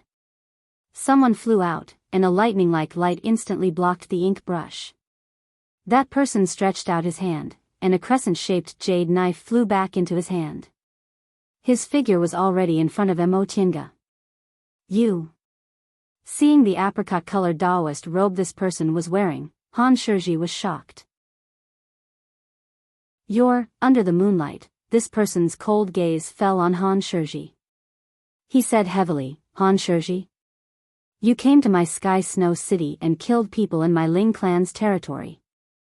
Aren't you looking down on my Ling clan too much? Under this person's cold gaze, Han Shiji's ruthless expression slowly disappeared. He exhaled and said, since fellow Taoist Ling made a move, I won't say much. Today's matter will end here. Wait. Seeing that Han Shiji was about to turn around and leave, this person shouted. He stared at Han Shiji with a gloomy expression. You want to leave just like that? Han Shiji paused, then turned around and said faintly, Ling Yunhe, I gave up this matter to give face to Ling clan. What about you? Don't tell me you want a foot after giving me an inch? Under the moonlight, Ling Yunhe's expression was gloomy. Give face to Ling clan? You're casually making a move on my Ling clan's territory. Is this still giving face to Ling clan? Otherwise what? Han Shiji's expression was still indifferent. You also know you can't do anything to me, so why stop me? As he said that, he actually waved his sleeves and swaggered away. In the end, Ling Yunhe didn't stop him. Chapter 367. Looking at Ling Yunhe's expression, Mo Tiange was a bit uncertain about his relationship with Han Shiji. They recognized each other as soon as they saw each other, so they were obviously old acquaintances. Moreover, there was a sense of familiarity in their conversation as if they knew each other's situation very well. It seemed they had known each other for a long time. They didn't seem to be enemies or friends. They both feared each other deeply, but they didn't intend to be enemies. However, since Ling Yunhe helped her, he wasn't her enemy for now. Fellow Taoist Ling, Mo Tiange quickly smiled. Thank you for helping me, fellow Taoist Ling. Ling Yunhe withdrew his gaze and waved at her. Even if I didn't make a move, fellow Daoist Qin wouldn't have lost to Han. You don't have to thank me. Mo Tiange smiled. Her impression of this cloud-soaring crane became even more favorable. Although Han Shizhi's strength was extraordinary, she was confident she wouldn't lose. However, Ling Yunhe scared him away, which saved her a lot of effort. After all, Han Shizhi wasn't an ordinary person. If they really fought, it would be difficult for her to come out unscathed. The most rare thing was that Ling Yunhe helped her but didn't take credit for it. From this point of view, he was a smart person. He didn't force her to repay his kindness, but he made Mo Tiange have a good impression of him. Therefore, she inevitably had to think about the matter of Carefree Valley. Why are you here, fellow Daoist Ling? Mo Tiange asked. Could it be that you couldn't sleep at night and came out to take a walk? She said this with a smile. They were both core formation cultivators, so why would they need to sleep? Ling Yunhe knew she was teasing him. He also smiled and said, if cultivators didn't need to sleep, I really wouldn't have been able to sleep. Mo Tiange didn't expect to get such an answer. She was startled, but she guessed why he said that, so she hesitated. Ling Yunhe helped her just now, so she should express her concern. However, if she continued to talk about it, it would inevitably involve Ling clan's secrets. She came to Yunzhong to see the scenery and make friends with Yunzhong's cultivators, but she didn't want to get involved in these grudges. Since he was able to become a candidate for the sect leader, Ling Yunhe was naturally a sensitive person. As soon as he saw her expression, he thought of a reason. He smiled indifferently and changed the topic. How did fellow Daoist Qin offend Han Shizhi? This person is a professor of the southern Zhou country's Yushan Academy. He is famous for his ruthlessness and for hiding a dagger in his smile. Although fellow Daoist Qin's methods are extraordinary, you might not be able to guard against this person's sneak attack. Really? Upon hearing what he said, Mo Tiange became a bit curious about Han Shizhi.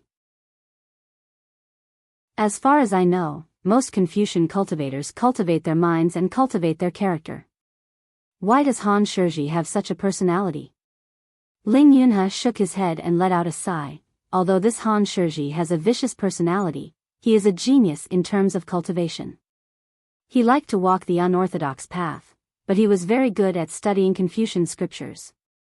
What he cultivates is a Confucian mental cultivation method, but it is a mental cultivation method that he has researched and created himself. What? Mo Tiange was shocked. He's only in the core formation realm, but he can already create his own cultivation method? She couldn't be blamed for being so shocked. Creating a cultivation method wasn't a simple matter. The cultivation methods that existed in the cultivation world today were either adapted from cultivation methods left over from the Middle Ages era, or they were created by some big sects after several generations of patching and patching. Although some cultivation methods were created by cultivators themselves, these cultivators were all nascent soul cultivators and all of them were outstanding geniuses. Nowadays, the spiritual aura of heaven and earth was scarce, and many cultivation methods couldn't be cultivated to the peak. Cultivators' use of spiritual aura was incomparable to that of ancient cultivators. Creating a cultivation method was indeed difficult for ordinary cultivators. Ling Yunhe understood Mo Tiange's surprise very well. He smiled helplessly and said, "That's why I said he's a genius." Seemingly intrigued by this topic, Ling Yunhe continued, "Fellow Daoist Qin isn't a cultivator from Yunzhong, so you might not understand the situation there. Southern Zhou country is the territory of Buddhist and Confucian cultivators. The Yushan Academy is the largest academy in southern Zhou country. Being able to become a professor in this academy isn't just because your cultivation level is high. Oh.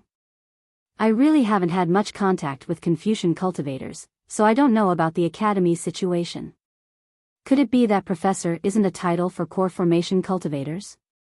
Of course not. Ling Yunhe shook his head. In southern Zhou country, the academy is a school for Confucian cultivators. Ordinary Confucian aura refining disciples are the lowest level students in the academy. Once they build their foundation, they can become lecturers. Once they form their core formation, they can become assistant lecturers, and once they form their nascent soul, they can become professors.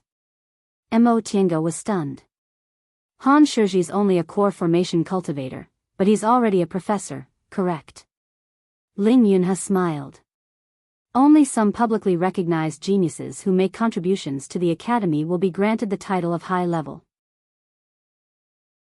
The reason why Han Shizhi is already a professor when he's only in the core formation realm is because he created a set of mental cultivation techniques for the Yushan Academy. Upon hearing the reason, Mo Tiange sighed and said, Yunzhong is indeed full of talented people.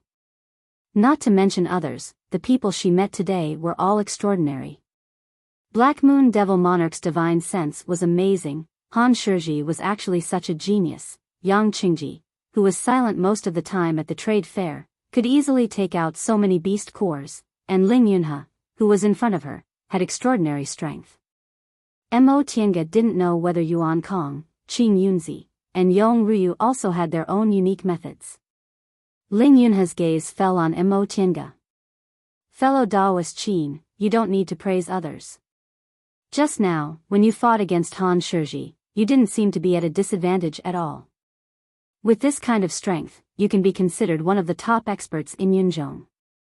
At this point, he smiled and said, sure enough, I didn't misjudge you. Mo Tiange just smiled after hearing Ling Yunhe's praise. Under the moonlight, the two of them were silent for a while. Mo Tiange suddenly asked, fellow Daoist Ling, what's going on with the carefree valley you mentioned earlier? Ling Yunhe was stunned for a moment before he regained his composure. With a happy expression, he said, fellow Daoist Qin, are you willing to accept my invitation? Mo Tiange said vaguely, we'll talk about it later. Ling Yunhe didn't get a definite answer, but he didn't feel disappointed. He quickly regained his composure. His gaze swept around and he said with a smile, are we going to talk here? Mo Tiange was stunned. She apologized, it's my fault. If you don't mind, fellow Daoist Ling, why don't you come to my small cave? Ling Yunhe didn't stand on ceremony and nodded happily. That's exactly what I was thinking. Mo Tiange was a bit speechless. This person really didn't know how to be polite. If it was someone else, even if they immediately agreed, they would at least say a few polite words, right? However, it seemed like he was a magnanimous person, and Mo Tiange happened to like this kind of person. Talking to this kind of person wasn't very tiring because he was smart enough, and because he was magnanimous, she didn't need to make wild guesses. This kind of feeling reminded her of Qin Shi. When he was still senior marshal brother Qin, although he had a lot of secrets, he was also smart and magnanimous. She suddenly missed Qin Shi. She wondered if his closed-door meditation was going smoothly. Fellow Daoist Qin. Ling Yunhe, who was about to take a step, saw that Mo Tiange was still standing in the same place, so he turned around and called out in confusion. Ah! Mo Tiange regained her train of thought. She patted her forehead and smiled at him. Please. The two of them walked silently until they reached the small cave where Mo Tiange was temporarily staying. Although the spiritual aura in this cave was ordinary, it was well arranged. Moonstones glittered, making it as bright as day. This time, Mo Tiange very politely served him a cup of tea for a guest. Ling Yunhe was very satisfied. This meant that their relationship had taken a step closer, right? After drinking the tea, Ling Yunhe spoke again. Fellow Daoist Qin, I don't want to pry into why you provoked Han Shizhi, but listen to my advice. You must be careful in the future. This person is narrow-minded and cares a lot about face. If he tripped over you, he'll definitely get it back. He underestimated you this time, but he might not be so lucky next time. Mo Tiange smiled and nodded. Thank you for reminding me, fellow Daoist Ling. I'll be careful. Ling Yunhe's gaze shifted, and he continued to smile.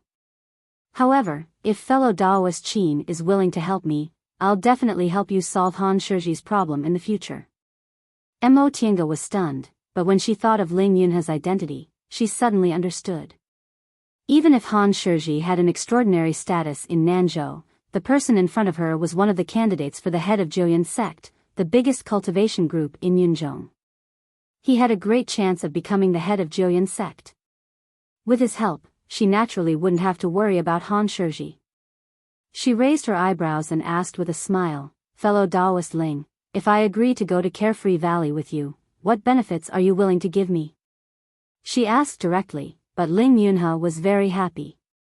"If fellow Taoist Qin is willing to help, I'll help you with anything you need as long as I can do it." Mo Tiange stared at him and continued to ask, "What if I want to get a complete cultivation technique manual from Danxia sect?" Ling Yunhe was stunned. Cultivation technique manual? Since this matter was already brought up, Mo Tiange simply said, "Yes. I won't hide it from fellow Taoist Ling. I came to Yunzhong this time because I was ordered by my elders to get a cultivation technique manual from Danxia sect. However, fellow Taoist Ling also knows that who would be willing to give a profound cultivation technique to others? I'm unfamiliar with this place and I don't have any friendship with Danxia sect, so it's really a headache for me." "Is that so?" Ling Yunhe pondered for a while, then glanced at Mo Tiange thoughtfully. "Presumably, the cultivation technique fellow Taoist Qin is talking about isn't an ordinary cultivation technique, right?" "Yes." Mo Tiange smiled bitterly. "To be honest, I don't have any confidence in this matter and think it's most likely impossible.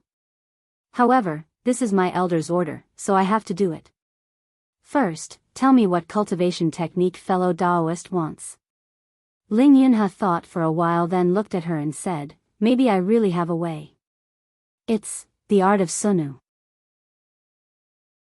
Mo Tiange slowly said those 3 words, then looked up at Ling Yunhe. "I wonder if fellow Taoist Ling has heard of it." "The art of Sunu." Ling Yunhe muttered as if he was recalling something. All of a sudden, he stared at Mo Tiange with a sharp gaze. "The art of Sunu cultivated by pure Yin female cultivators." "Yes." Mo Tiange's expression was still calm. "Several thousand years ago, my ancestor was a cultivator in Yunzhong. He once heard that Danxia sect had an art of Sunu cultivated by female cultivators with pure Yin constitution." Chapter 368. For a while, neither of them spoke and fell into silence. Ling Yunhe held his teacup and stared at her for a while. No one knew what he was thinking. After a while, he finally couldn't help but ask, "Fellow Taoist Qin, what do you want this technique for?" After saying that, he felt it was inappropriate, so he added, "If it's not convenient, you don't have to answer." Mo Tiange glanced at him with a faint smile and shook her head. "Sorry, it's really not convenient to answer." Ling Yunhe nodded and didn't say anything. He was just asking casually and didn't expect to get an answer. Who would answer this question? Pure Yin constitution.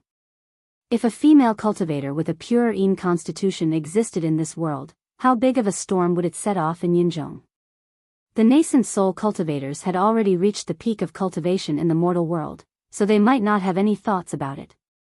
However, the core formation cultivators definitely wouldn't let them go. Even he himself was shaken when he thought of this, and it took him a long time to calm himself down. However, he didn't think of Mo Tiange as the reason. How could a female cultivator with a pure Yin constitution wander the world at will? Not to mention to say it out loud so frankly. If he knew that Mo Tiange wasn't the only one who did this, and that Mo Yaoqing also ran amok in Yunzhong thousands of years ago, he would probably be so shocked that his jaw would drop. In a way, Mo Tiange not only inherited Mo Yaoqing's pure Yin constitution, but she also inherited her courage. Ling Yunhe put this thought behind him and thought carefully. If fellow Taoist Qin is sure that this technique is in Danxia sect, I can find a way to get it. Mo Tiange's eyes brightened when she got a definite answer. If fellow Taoist Ling is willing to help me, I'll do my best to help Carefree Valley. Ling Yunhe was stunned for a moment, then he showed a happy expression. Okay, it's settled then. After that, Ling Yunhe talked about the Carefree Valley without holding anything back, not leaving out any details. Since Mo Tiange didn't agree before, Ling Yunhe naturally left some leeway. Since they formed an alliance this time, he had to be honest about some things. Carefree Valley wasn't simple. It was indeed a blessed place in Yunzhong in ancient times, but now, it was full of evil miasma, so it wasn't easy to enter. There were also some strange demonic beasts. Although they were core formation cultivators, they needed at least 5 or 6 people to enter. This was also the reason why Ling Yunhe wanted to invite her. However, after listening to Ling Yunhe for a while, Mo Tiange realized she actually didn't suffer any losses.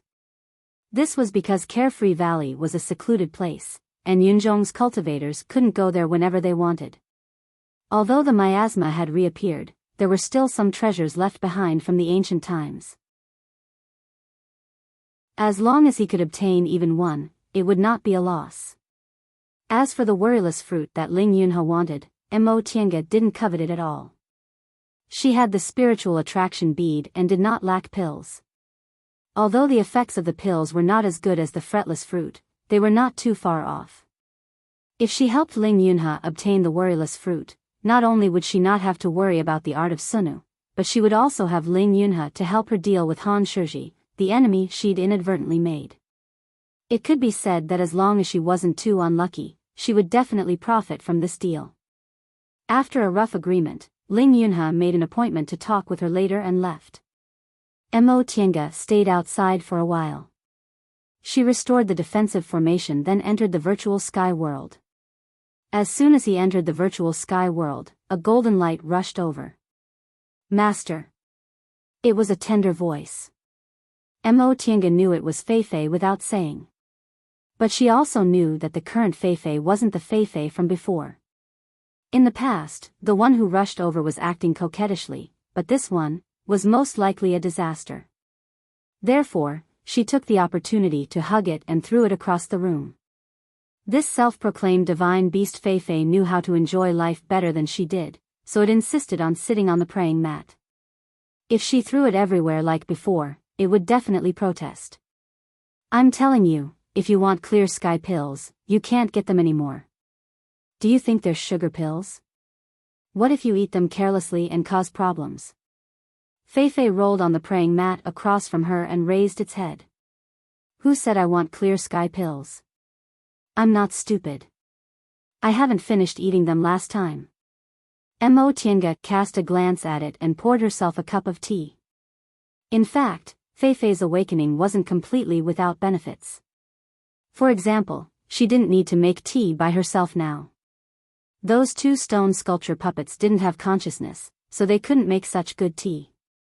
Moreover, she had someone to chat with. Feifei was smart enough to understand everything and even gave her ideas. Oh, the tea's fragrance was refreshing.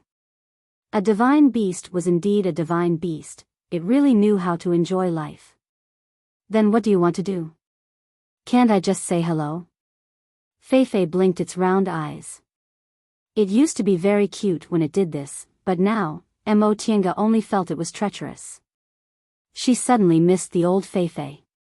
Although it only knew how to eat and couldn't cook, it was still pleasing to the eye and cute. After thinking for a while, she turned around and asked, "Where's Xiaohua? Why don't you go play with them? What's so fun about it?" Feifei's head fell on the tea table. "One can't talk, and the other is stupid to death." "Master, what kind of spiritual beasts did you find?" "Too vicious." Mo Tiange glared at it. "You didn't know how to talk and were stupid to death before." "That's the past," Feifei said disdainfully. "When you were a baby, you still needed people to serve you."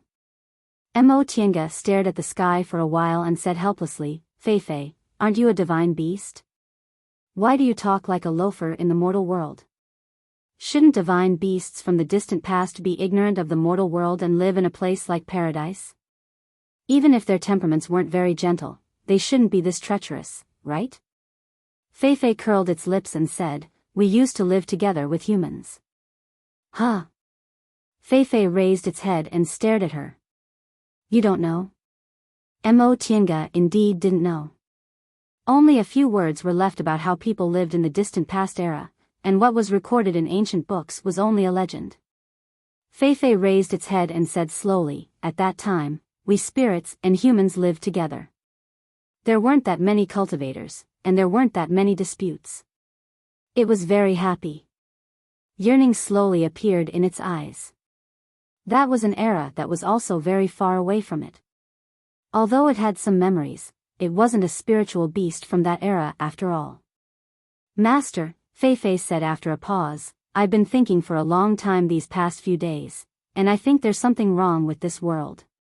Mo Tiange put down the teacup and found that Feifei's gaze was very serious. It stared at Mo Tiange and said, from ancient times until now, spirits and demons have been separated. Although the human world has been a long time and there must have been great changes, it shouldn't have become like this. I don't remember much, but many things nowadays are very different from ancient times, and even completely opposite. This isn't normal. Mo Tiange didn't doubt that Feifei had enough wisdom. It had awakened. Although it didn't have the strength of a divine beast, its intelligence wouldn't be reduced. However, she didn't know what to say about this conclusion. She was only a core formation cultivator, and her strength to explore the origin of the world was still too low. Seeing that Mo Tiange didn't know what to say, Feifei sighed and lowered its head. I know you don't understand. Forget it. Let's talk about it when you advance to the nascent soul realm. At that time, you should understand what I mean. Ever since it advanced, Feifei had always looked sly, but now, Mo Tiange felt that its expression was full of melancholy. She could understand Feifei's feelings. It inherited its ancestors' memory but lived in the abandoned human world, so it must feel very lonely. However, this kind of loneliness was something she couldn't do anything about right now. Power and realm, these things even determine the height of one's thoughts. She said, advancing to the nascent soul realm isn't something that can be done in a day or two. If you just feel bored, you can talk to me about it, although I might not necessarily understand. Feifei propped its head on the table and looked at her. It still looked as cute as before, but the feeling it gave off was completely different. After a while, it said, although you're not a good master, at least you're a good person. Mo Tiange glared at it. How am I not a good master? I'll give you whatever I have. Where else can you find a master like me? Why didn't it think about how it advanced? Feifei stretched its limbs, then tilted its head and said, you're talking about these spiritual panaceas?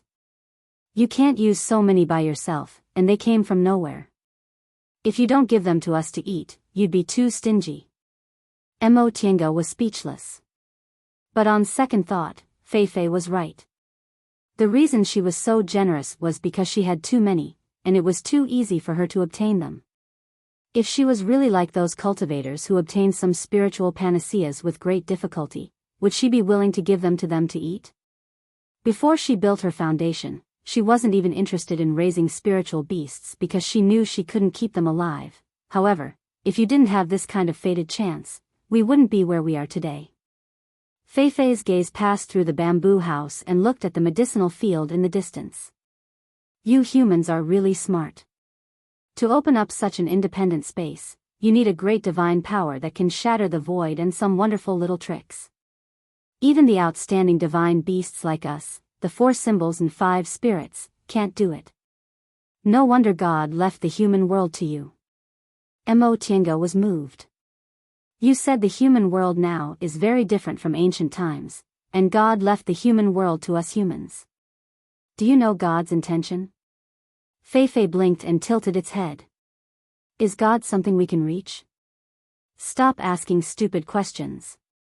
Asterisk asterisk asterisk. She was ridiculed by her spiritual beast. Mo Tiange touched her nose. Then why did you say it's unusual? Because, the human world is changing, but some rules shouldn't be changed, Feifei said. God left this world and divided the devil spirit realm, the immortal realm, and the devil realm to leave the human world to humans. But now, there are only humans in the human world, so many rules are completely different from before. Rules? What do you mean? It's God's righteousness. Feifei stroked the golden fur on its body. Don't ask me. I can't explain it clearly now. Teach me how to read these words first. I need you humans' ancient books and records to understand the current world. All right. Mo Tiange also knew that even if Fei Fei told her, she wouldn't really understand it now. The problem was there such an arrogant spiritual beast? From the beginning to the end, it was ordering its master around. Chapter 369. Since Fei Fei could speak, its intelligence wasn't lower than that of humans, so Mo Tiange had nothing to worry about. She gave it a lot of ancient books to study. As for herself, she was preparing to go out. Since she agreed to help Ling Yunhe, she had to do her best. She wasn't afraid of taking risks, but she always cherished her life. Ling Yunhe was a practical person. Within a few days, he brought her some necessities for this trip to Carefree Valley, as well as some information about Carefree Valley. Carefree Valley was a secret place. Few people in Yinzhong knew its exact location, but he told her the map of Carefree Valley and the situation there so frankly. His behavior was quite pleasing to Mo Tiange. Because of this, she was more willing to go on this trip. Working with people she liked, even if it was dangerous, made her feel carefree. After familiarizing herself with these situations, another half a month passed. The companions that Ling Yunhe mentioned finally gathered together and sent a letter to invite her over. Leaving her temporary cave, she went straight to the Ling clan's mansion at the top of White Stone Mountain according to Ling Yunhe. The Ling clan's mansion was located at the top of White Stone Mountain, occupying the best spirit veins in Sky Snow City. Mo Tiange walked up the mountainside without any obstructions. When she reached the top, she couldn't help but stop and praise it. If Sky Snow City was a city of white snow, then the Ling clan's mansion was an ice palace. It occupied an area of several hundred square kilometers. Towering pavilions stretched as far as the eye could see, and all of them were made of glittering and translucent white stone. This white stone was different from the white stone of other buildings in Sky Snow City. It was slightly transparent, and just by looking at it, one could feel a trace of cold air coming from it. There was indeed air on it, but it was spiritual aura. Mo Tiange could see that this Ling clan's mansion was probably built using the best quality white stones from Baisher Mountain. Its spirit-gathering effect wasn't inferior to that of ordinary spirit-gathering formations. It was countless times better than the so-called spirit stone houses in Sky Snow City. This Ling clan was indeed a famous clan. Before she reached the door, a low-level cultivator came to greet her. "Senior, you're here. This way, please." Mo Tiange stared at him and was surprised. "Aren't you Xiaoshan?" This person was the low-level cultivator who guided her when she rented the cave. "Senior, you still remember me?" Xiaoshan was pleasantly surprised. Then, he scratched his head and smiled shyly. "Junior knows Senior, so second uncle specially asked Junior to run errands and pick you up." "Oh, I see." Mo Tiange nodded, then followed him into Ling clan's mansion. "Is everyone else here?" she asked casually. Xiaoshan said as he led the way, "Senior, are you talking about second uncle's friends?" "We're all here. We're just waiting for you." "Is that so?" Mo Tiange asked casually. "Who are those people?" Xiaoshan looked embarrassed and said, "This. Senior, you should wait for my second uncle to introduce you. I don't have the qualifications to meet these seniors." He was only an insignificant aura refining cultivator, not some genius disciple. Normally, he was just a runner in the clan. How could he have the qualifications to receive core formation cultivators? Letting him pick up Mo Tiange today was already an exception. Mo Tiange didn't mind. She nodded casually and followed Xiaoshan through the complicated pavilions. After a while, they finally arrived in front of a small independent building. Before the two of them could approach, for foundation building female cultivators came to greet them. They asked respectfully, "Is Senior Qin Wei here?" Xiaoshan had finished his task, so he stood respectfully to the side. Mo Tiange looked at the four foundation building female cultivators and said neither hurriedly nor slowly, "I'm Qin Wei." Upon hearing her affirmative answer, the 4 foundation building female cultivators immediately stepped aside and bowed. Greetings to Senior Qin. My master ordered us to come and welcome Senior. If she was an ordinary person, she would have been fooled by Ling Yunha's ostentation. These 4 female cultivators were beautiful, graceful, and their cultivation levels weren't bad, but they were trained to be so obedient. Coming to welcome a guest like this not only didn't neglect the guest but also made people feel the master was extraordinary. This move was indeed brilliant. Unfortunately, Mo Tiange was used to this. Although the 16 maids by Lord Daoist Jinghe's side had a lot of small problems, in terms of beauty and temperament, they were much better than these 2 female cultivators. In front of outsiders, they were also well-mannered, gentle, and elegant. It had to be said that although Ling Yunha knew how to enjoy himself, he was still a junior in the end and couldn't compare to an old monster like Lord Daoist Jinghe. Therefore, she just glanced at the 4 people faintly and nodded. That being the case, lead the way. The spiritual aura pressure of a core formation cultivator inadvertently spread out, so the 4 foundation building female cultivators didn't dare to neglect her. 2 of them walked in front and the other 2 followed behind, respectfully inviting her into the building. As soon as she stepped into the small building, someone immediately came to greet her with a smile. Fellow Daoist Qin, you're here. Mo Tiange looked up and saw that the person who greeted her was Ling Yunha. At this moment, Ling Yunha was even more graceful than he had been in the past few days. The first time she saw him, he looked like a downtrodden cultivator. The second time she saw him, he was neatly dressed and had an imposing appearance. This time, however, he looked refreshed and elegant. Mo Tiange couldn't help but imagine what he would look like the next time she saw him. She let her imagination run wild, but on the surface, she still politely returned Ling Yunha's greeting. Fellow Daoist Ling, I came as promised. May I know what's next, oh? Ling Yunha immediately took over the conversation. Fellow Daoist Qin, these are my friends. I'll introduce them to you first. Mo Tiange followed his line of sight and saw 4 cultivators sitting in the hall. She couldn't help but be stunned. These 4 cultivators were all in the core formation realm, 2 were in the middle stage, and the other 2 were in the early stage, just like Ling Yunha said. However, what surprised her was that there was actually an acquaintance among them. It was the devil cultivator Yang Qingji whom she met at the tea house in Sky Snow City that day. This is my good friend of many years. His surname is Tian, and his name is Jiqian. He's a cultivator from 5 Elements Valley who specializes in the Tao of formations and rarely goes out. Ling Yunha pointed at a middle-stage core formation cultivator and introduced him to Mo Tiange. The cultivator stood up and saluted Mo Tiange. I'm Tian Jiqian. Greetings to fellow Daoist Qin. Mo Tiange returned his salute with a smile. Fellow Daoist Tian. Judging from Tian Jiqian's appearance, he looked to be about 27 or 28 years old.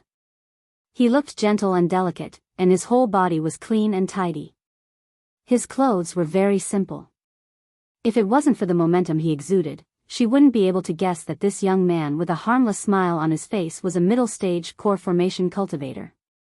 Mo Tiange noticed that his fingers were especially fair and clean, and his nails were trimmed just right.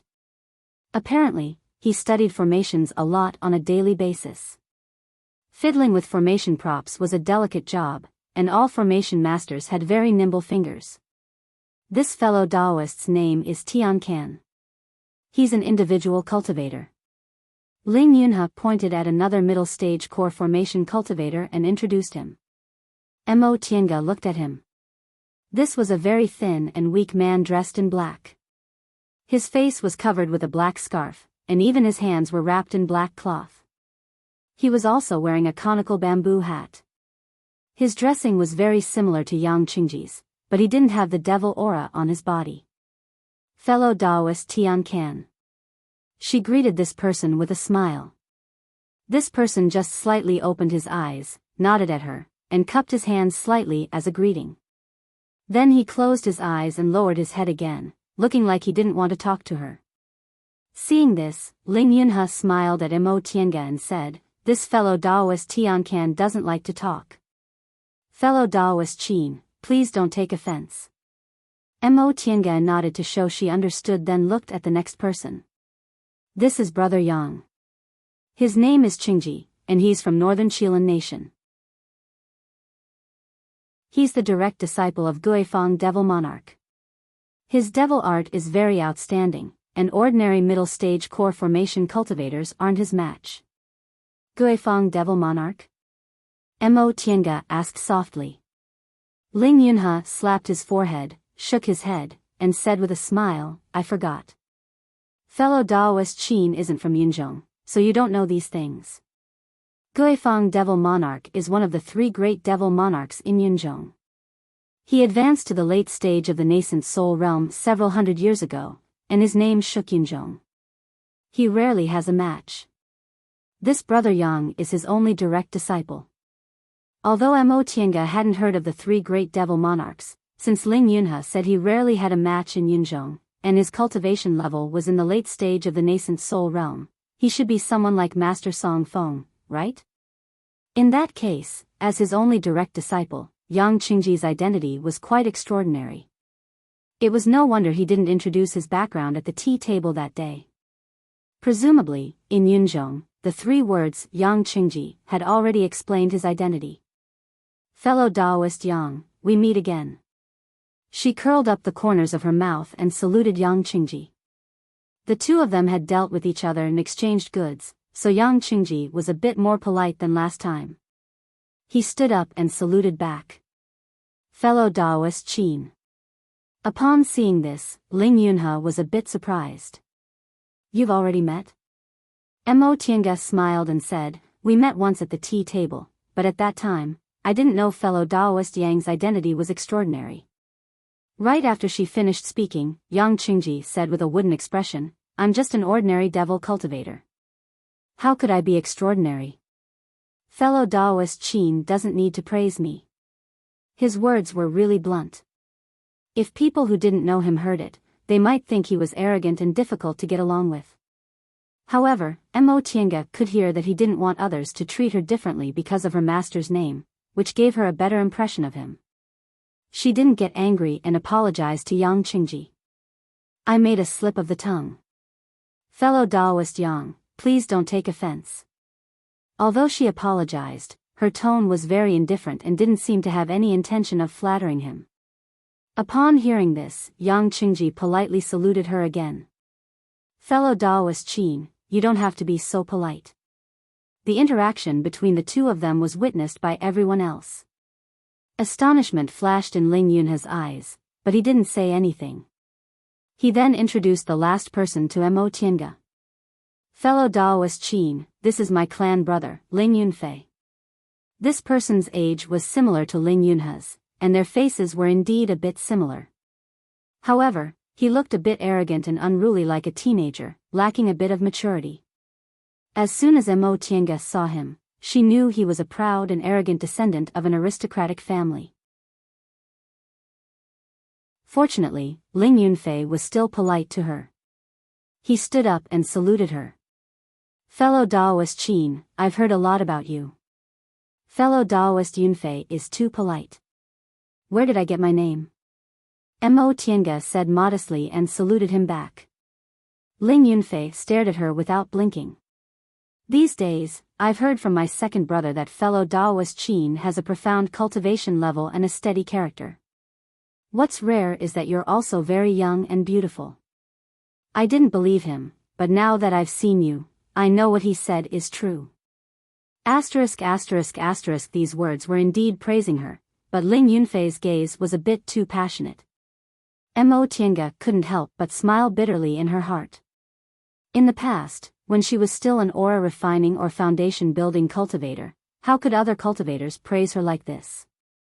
Now, she was already in the core formation realm. Among core formation cultivators, female cultivators were really rare, so she seemed to stand out from the crowd. "That's enough," Ling Yunhe promptly said, "let's get to know each other. From now on, we'll be companions on this trip to Carefree Valley."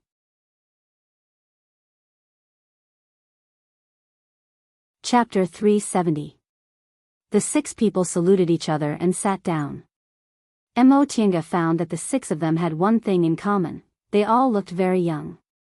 Tian Jiqian, who looked the oldest, was only about 30 years old, while the others looked like they were in their early 20s. This wasn't strange. Ling Yunhe was only about 100 years old, and he was a disciple of a famous sect. Jiuyan sect's outstanding disciple caught his attention, so he wouldn't be too inferior. Ling Yunhe sat in the host's seat and said, "Everyone, I'm the initiator of this trip to Carefree Valley, so I probably know more about Carefree Valley than you do. So, I'll be the leader of this trip. Do you have any objections?" His tone was calm, and his speech was neither fast nor slow. He didn't seem overbearing, but he was full of confidence. Mo Tiange thought it was no wonder Ling Yunhe was listed as a candidate for the head of Jiuyan sect. Not only was his cultivation level outstanding, but his behavior was also outstanding. What was rare was that he acted calmly but also seemed magnanimous. He felt that his seat should be his, so he didn't refuse politely. However, she didn't know this person's temperament. If he didn't have evil intentions, they could be friends. Tian Jiqian smiled and said, "Of course. This trip is for Brother Ling, so of course Brother Ling will be the leader." Ling Yunfei didn't say anything. He just sat in his seat, spinning the teacup in his hand and looking up from time to time. Of course, he didn't have any objections. This was Ling Yunhe's business and also the Ling family's business. Ling Yunhe once said that because of the conflict between the sect and the family's interests, it wasn't convenient for him to invite acquaintances. However, he invited Ling Yunfei, which showed that Ling Yunfei was someone he could really trust. Ling Yunhe's gaze fell on the other 3 people. Yang Qingji said, "I have no objections." Mo Tiange smiled faintly, which could be considered an answer. The black-masked Tian Can just opened his eyes slightly then closed them again. Since no one has any objections, this matter is settled. Ling Yunhe paused for a moment, his gaze sweeping across the 5 people seated before he slowly said, "I'm sure all of you know what kind of place the Carefree Valley is. With our strength, it won't be difficult for us to escape unscathed after we enter. However, if we don't work together, it's very possible that we'll perish in the Carefree Valley. Hence, I hope that all of you can guarantee that once we enter the Carefree Valley, all of you will listen to my instructions." At this point, he smiled and added, "I can also guarantee that I will put your lives first." Tian Jiqian and Ling Yunfei nodded in agreement, but Tian Can and Mo Tiange didn't say anything. Only Yang Qingji's eyes flashed, and he said in a low voice, "As long as fellow Daoist Ling doesn't break his promise, there will naturally be no problem." Ling Yunhe nodded and smiled. "As for whether or not we can find the carefree fruit, it all depends on our luck. Even if I can't find it, I will still abide by our previous agreement. I will fulfill all the conditions that I promised everyone. I trust Brother Ling's character," Tian Jiqian said first. The others didn't have any objections. Mo Tiange wondered what kind of price Ling Yunhe paid to invite these people. If she was alone, although she didn't need any treasures or spirit stones, those 2 things wouldn't be easy to do. Seeing this, Ling Yunhe said, "That being the case, let's discuss the plan for this trip." Although it was called a discussion, in fact, he was the only one talking. Ling Yunfei occasionally interjected, and the others just asked some questions that interested them.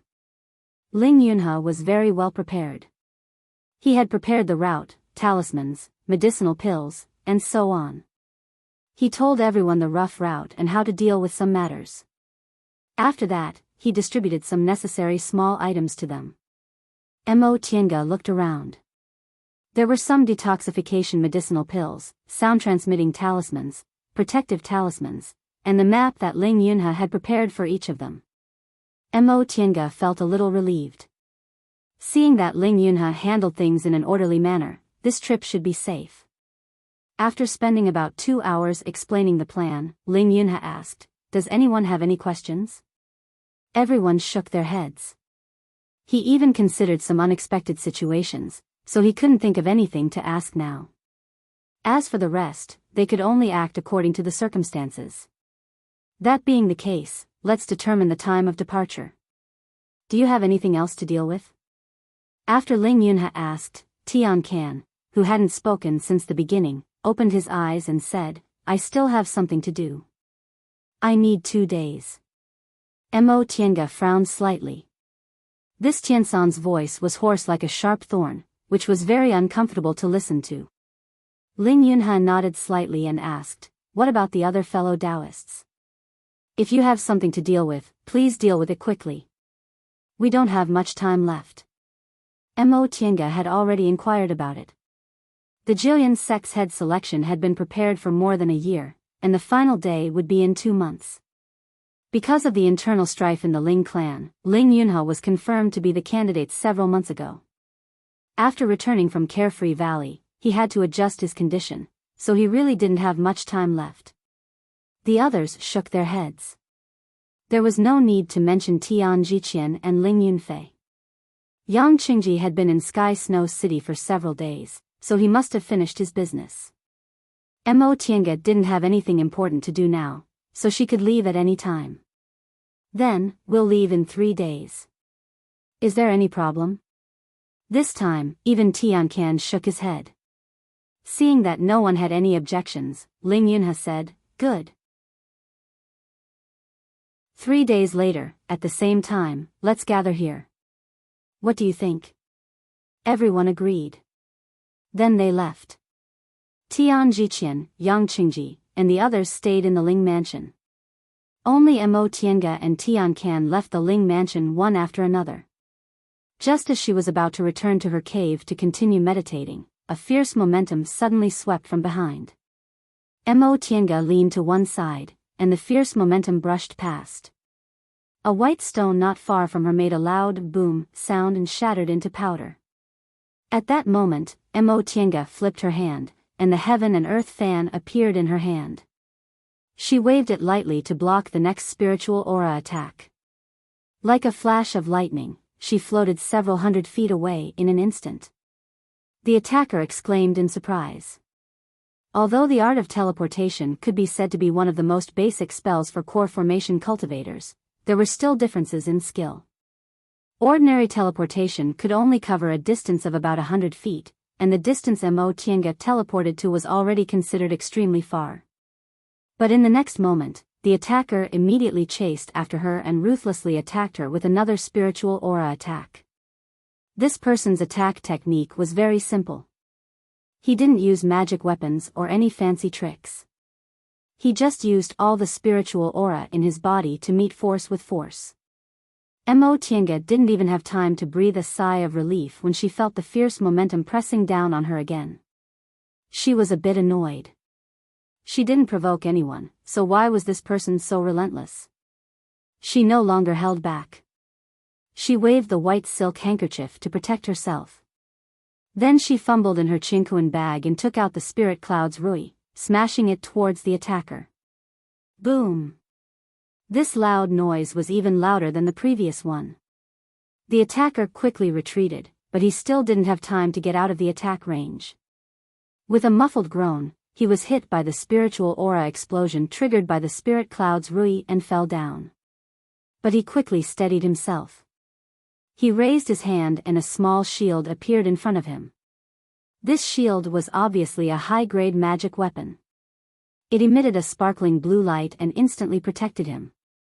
Mo Tiange withdrew the spirit cloud's rui and didn't follow up with another attack. Instead, she stared at the person in front of her and asked with a frown, "Fellow Taoist Tian Can, what's the meaning of this?" The person who attacked her from behind was Tian Can, who was having a gathering with them just now. When the spiritual aura explosion triggered by the spirit cloud's rui stabilized, Tian Can waved his hand and removed the shield. He stared at Mo Tiange. His fierce momentum gradually disappeared. He cupped his hands and saluted her, then said in a harsh voice, "Fellow Taoist Qin, you're very skillful." Upon hearing this, Mo Tiange understood that she was being tested. Although Tiansan's attack was fierce, he didn't intend to kill her, so he didn't use his magic weapon. But this person was obviously a martial cultivator. Such fierce aura definitely couldn't be possessed by other cultivators. Her companions this time were really interesting. She, Ling Yunhe, and Ling Yunfei were Daoist law cultivators. Tian Jiqian was also a Daoist law cultivator, but he was a formation master. Yang Qingji was a devil cultivator, and Tian Kan was a martial cultivator. Mo Tiange said, "Fellow Daoist Tian Kan, you didn't use your magic weapon, but you fought me with your aura alone. Your means are extraordinary." Tian Kan was wrapped in black clothes and wore a bamboo hat on his head. Only a pair of half-closed eyes could be seen on his body, and no expression could be seen on his face. He looked at Mo Tiange and said flatly, "I'm a martial cultivator. Why would I need a magic weapon in a fight of magical powers? A loss is a loss. Fellow Daoist Qin, you don't have to give me face." Although what he said was reasonable, he didn't use his weapon, so he didn't use his full strength. Of course, Mo Tiange also didn't use her full strength, so she just said faintly, "Fellow Daoist Tian Kan, do you have anything else to say? If not, I'll take my leave first." Tian Kan was stunned. Seeing that she wasn't interested in him, he had no choice but to leave. "I'm going to take care of my business. Fellow Daoist Qin, we'll meet again." Mo Tiange cupped her hands at him and left without saying anything. When she was far away, Tian Kan sighed, chose the path down the mountain, and walked away. At that moment, Mo Tiange stopped. She turned around and stared at Tiansan's back with a frown, lost in thought. What's this Tiansan's background? Did he suddenly test her out of curiosity, or did he have some other intentions? In terms of fights of magical powers, she had a lot of treasures now, so she wasn't afraid of him. However, on this trip to Carefree Valley, he was her companion. If he had any ulterior motives, wouldn't it be dangerous? Fellow Daoist Qin. Just as she was thinking, someone called her from behind. Mo Tiange turned around and saw Ling Yunhe standing not far from her. He looked pensive as he stared at the scene of devastation not far from them. "Fellow Daoist Ling?" Ling Yunhe shifted his gaze, smiled at her, and pointed at the place where they fought just now. "Fellow Daoists, you're very skillful.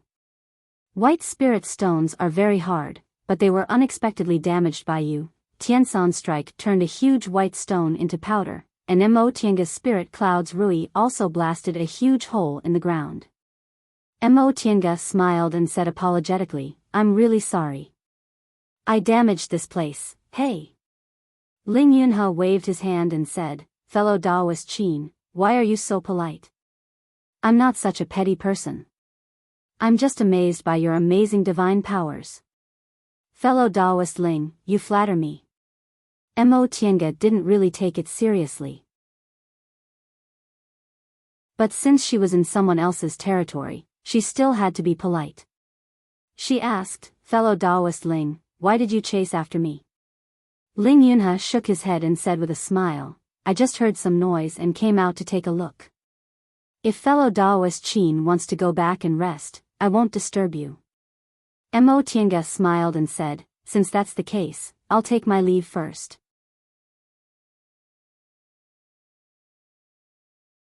Chapter 371. Mo Tiange didn't notice that after she left, Ling Yunhe stared at the traces left by the two of them in silence. After a long time, he shook his head and muttered, "Not simple." Then he slowly walked back to the Ling family's mansion with his hands behind his back. His brows were tightly knitted, but it was hard to tell whether he was happy or worried. 3 days later, the 6 people gathered at the Ling family's mansion again. This time, Ling Yunhe didn't put on airs and directly invited them in. After confirming that there were no mistakes, the 6 people turned into flight lights and disappeared into the sky. Carefree Valley was located at the border between Eastern Tang and Northern Lin Kingdom. Sky Snow City was located in the north of Eastern Tang Country. It was only 6 to 7 days' journey from Northern Lin Country. The cultivation of the 6 of them wasn't bad. Even the 2 early-stage core formation cultivators had many spirit artifacts on them and their strength was extraordinary. The 6 people sped up. 5 days later, they arrived at Mount Jialing where Carefree Valley was located. Mount Jialing was a mountain range at the border between Eastern Tang and Northern Lin Kingdom. It stretched for hundreds of miles and towered into the clouds. To the southeast of the mountain was Eastern Tang's Jialing town, and to the north was Northern Lin Kingdom's famous Devil's Domain, Star Descent City. Mount Jialing was just a name in Eastern Tang, but people in Northern Lin Kingdom were used to calling it Star Descent Mountain. Carefree Valley was hidden in this mountain. 6 flight lights landed on an uninhabited peak of Mount Jialing. It was Mo Tianga's group of 6. Is this the place? Tian Jiqian asked in a very surprised tone. Mo Tianga looked around and saw that this peak was bare except for some stones. There wasn't even a trace of spiritual aura. It really didn't look like a paradise from the distant past era. No wonder Tian Jiqian was so surprised. Ling Yunhe took out his map and confirmed, yes, this is the place. Mo Tianga also took out her own map. The entrance to Carefree Valley was near here, but there wasn't a trace of spiritual aura or formation around. How could they enter? The 5 people's gazes were fixed on Ling Yunhe. Ling Yunhe calmly took out something from his Qingquan bag. Soul restraining bead. Ling Yunfei blurted out in surprise. Mo Tianga stared at him with rapt attention. She saw that the Lingyun was holding a huge round bead in his hand. The bead emitted a faint light, and the surface of the bead was undulating like water ripples. She could confirm that this bead was a high-rank treasure. Ling Yunfei called it the God-restraining bead. Could it be used to break seals? Ling Yunfei's expression changed indeterminately. He looked at Ling Yunhe and hesitated over and over again. In the end, he still asked, "Second brother, where did you get this God-restraining pearl?" Ling Yunhe smiled and glanced at him with a calm expression. "Don't worry. Great-grandfather Seven himself gave his permission." "Oh." Ling Yunfei heaved a sigh of relief and looked much better. "So this is the spirit-restraining pearl of the Ling family?" Tian Jiqian looked at the pearl in Ling Yunhe's hand with interest. Ling Yunhe nodded. "That's right. With this item, it will be much easier for us to enter Carefree Valley." Upon seeing Mo Tianga staring at the soul-restricting bead in Ling Yunhe's hand, Ling Yunfei approached her then whispered, "Fellow Daoist Qin doesn't know, right? This spirit-restraining pearl is our Ling family's heirloom. It's always been kept by our nascent soul ancestors. This pearl has a strong restraining effect on spiritual aura and divine comprehension. If it's used properly, you can walk unimpeded between seals." Upon hearing this, Mo Tianga was inwardly frightened. Being able to walk unimpeded between seals was even more powerful than the Tai Chi 8 diagrams in her hand. The Tai Chi 8 diagrams contained the profound principles of yin and yang, the 5 elements, and the 8 diagrams. It could stabilize yin and yang and sort out spiritual aura. In a place where spiritual aura was chaotic and the 5 elements intersected, the Tai Chi 8 diagrams could display its divine power. However, in terms of breaking seals, this thing could only be used as an aid, so it was inferior to the God-restraining pearl. Mo Yaoqing was indeed a genius, but Yunzhong was so big, so there were naturally other genius cultivators who could refine other treasures. Besides, in terms of profoundness, the Tai Chi 8 diagrams wasn't inferior to the God-restraining pearl. It was just inferior in terms of breaking seals. "I see. This pearl is really magical," Mo Tianga praised. Ling Yunfei looked proud and said, "Usually, the core formation juniors of our clans can't even see this God-restraining pearl. Our nascent soul ancestors, are you ready? It's time to go in." Ling Yunfei was interrupted by Ling Yunhe. After Ling Yunhe finished speaking, he glared at Ling Yunfei before turning around and leaving. Ling Yunfei was embarrassed by his stare and didn't dare to say anything else. He rubbed his nose and followed Ling Yunfei. Mo Tianga laughed inwardly. This Ling Yunfei seemed to be about the same age as Ling Yunhe, but his cultivation level and way of handling things were much more childish. Presumably, he'd just formed his gold core and hadn't learned how to restrain himself, right? The secret treasure in the hands of his ancestors should be kept a secret, but he just casually mentioned it. The 5 people followed Ling Yunhe down from the top of the mountain. There were rocks everywhere on Mount Jilling. It seemed there wasn't much rain, so plants rarely survived. That was why the landscape was like this. These rocks were strangely shaped. As they walked among them, they were surrounded by jagged rocks and towering peaks that looked like ferocious beasts. The whole mountain was full of rocks, and they couldn't even find a complete path. Ling Yunhe, on the other hand, walked through the rocks with ease. When they entered the depths of the rocks, there were only rocks and yellow soil at first, but gradually, there were a few traces of green. In the end, Ling Yunhe stopped in front of an ancient tree. This ancient tree was dozens of feet tall. Although it didn't have many green leaves, its branches and vines were intertwined, covering the sky and the earth. It stood alone among the rocks, squeezed to the point where there was only a little living space. However, its branches and leaves covered the land within a radius of 300 meters. "Brother Ling, this is..." Tian Jiqian asked doubtfully when he saw Ling Yunhe stopped. Ling Yunhe didn't answer.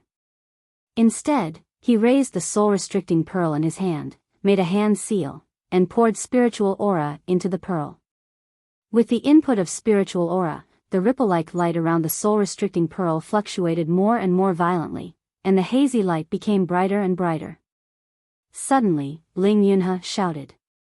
The soul-restricting pearl suddenly burst into a dazzling light and shot towards the ancient tree. Buzz! A dull sound echoed in the 6 people's ears. This sound wasn't harsh, but it was too deep, as if it directly hit their eardrums and knocked on the depths of their brains.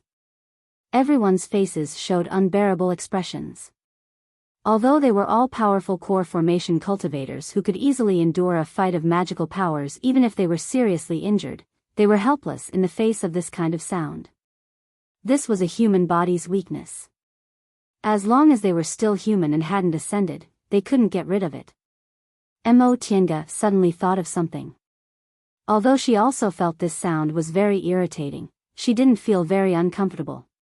Maybe it was because she practiced the soul-refining art?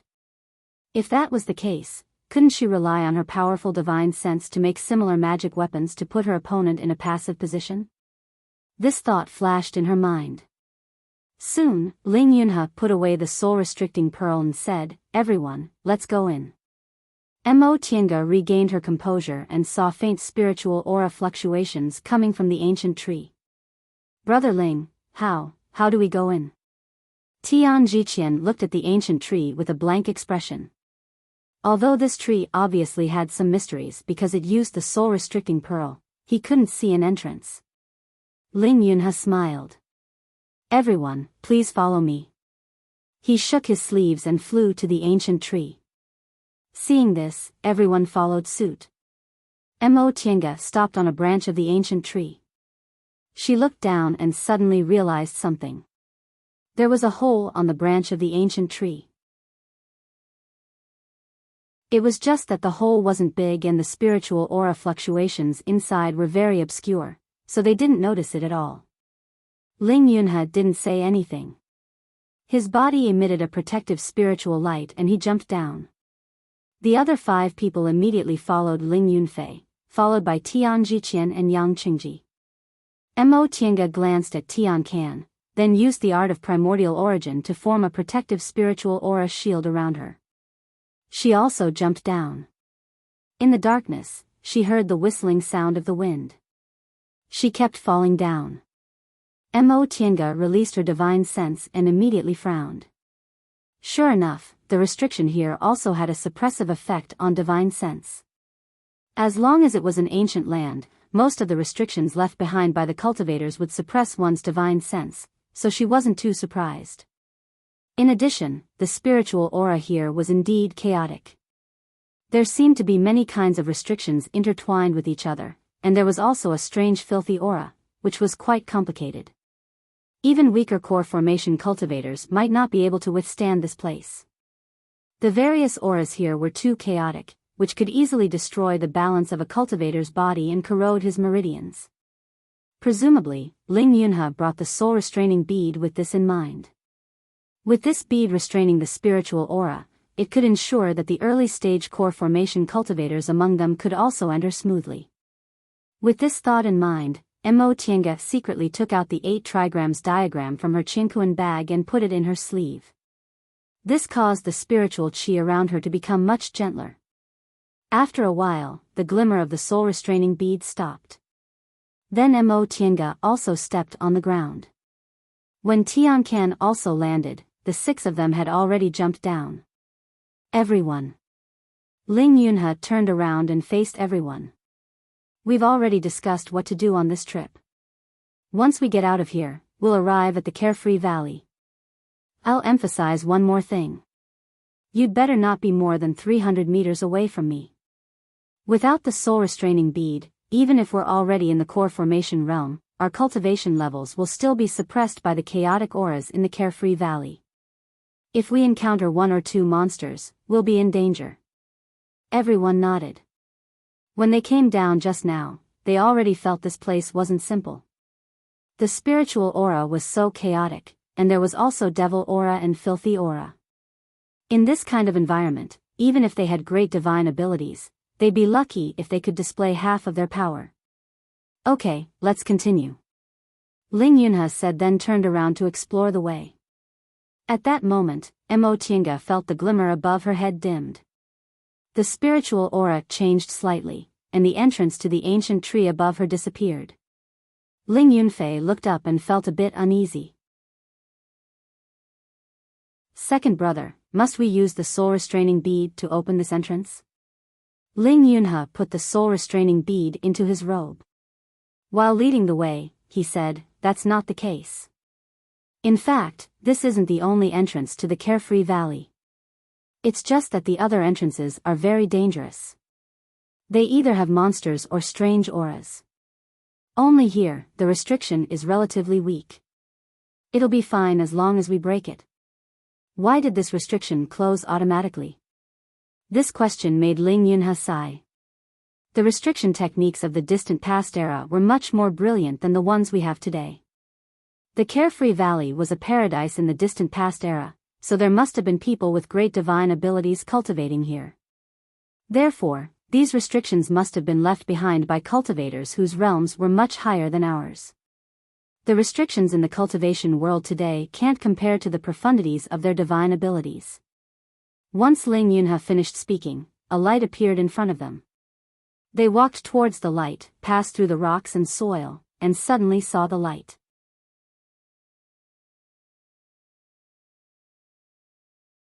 Chapter 372. Once they left the cave, spiritual aura and other messy auras rushed toward them. Mo Tiange looked around.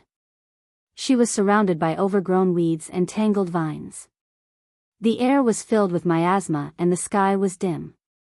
This Carefree Valley didn't seem special, but the messy auras made everyone frown. For cultivators, miasma was only a bit troublesome because they needed to protect their bodies with spiritual aura at all times. The worst thing was that it was mixed with filthy aura. Filthy aura was a kind of special aura that existed in the cultivation world. No one knew how it was produced, but this kind of filthy aura could indeed be found in some places. It could erode magic weapons and bodies, deprive magic weapons of spiritual aura, and cause living things to lose their vitality and die. The meaning of its existence seemed to be destruction. Cultivators in this world all avoided it like snakes and scorpions, whether they were Taoist or Buddhist cultivators, Confucian or devil cultivators. However, the spiritual aura in this Carefree Valley was indeed very rich. Mo Tiange sensed her surroundings and thought to herself. This place was called a paradise in ancient times, and it really wasn't just for show. If it weren't for the devil aura, miasma, and filthy aura, the spiritual aura here would be denser than the spiritual aura inside her virtual sky world. Unfortunately, for the cultivators of today, it was impossible for them to expel the chaotic qi outside. They could only absorb the spiritual qi in this place.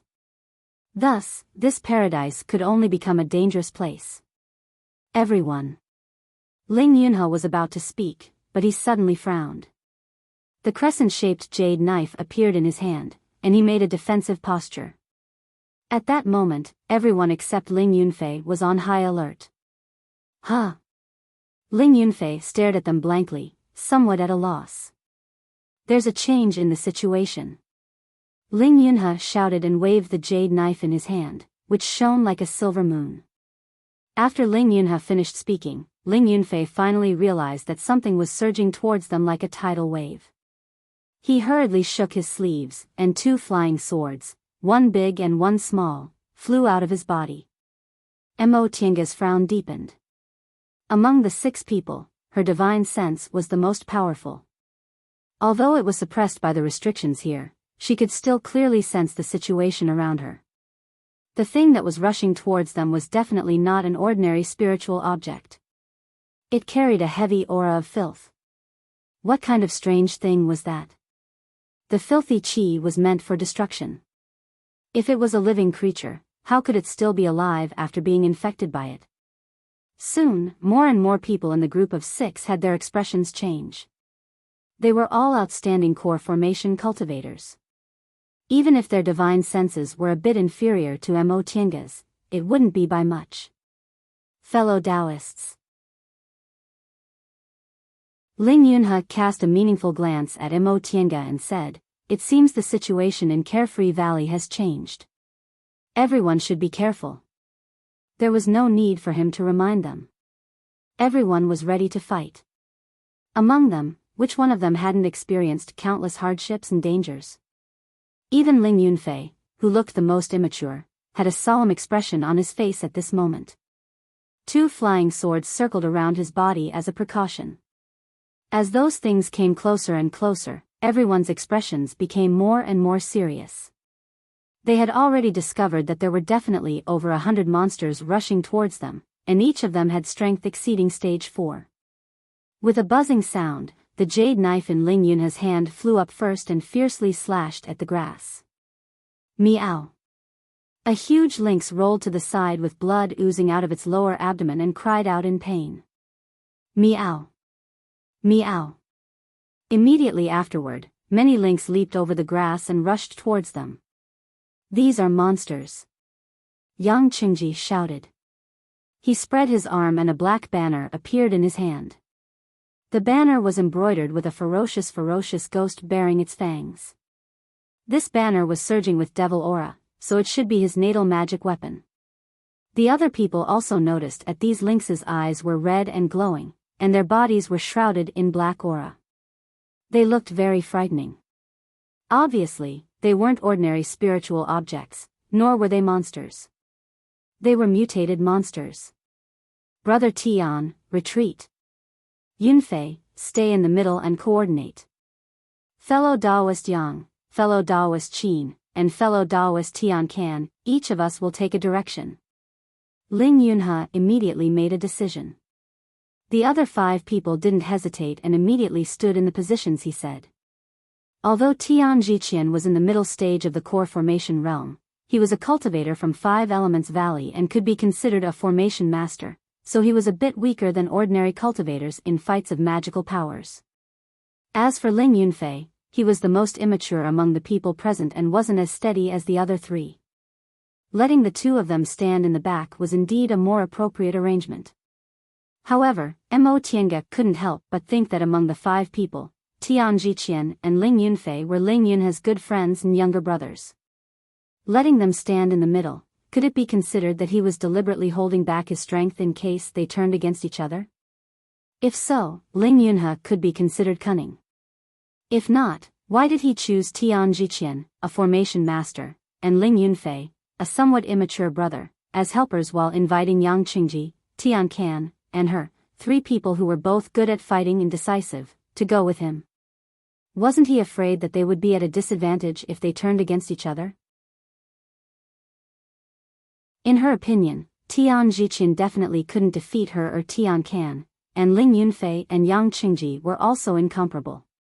Mo Tiange couldn't think of an answer to this question, so she shook her head and threw it to the back of her mind, focusing on fighting the enemies.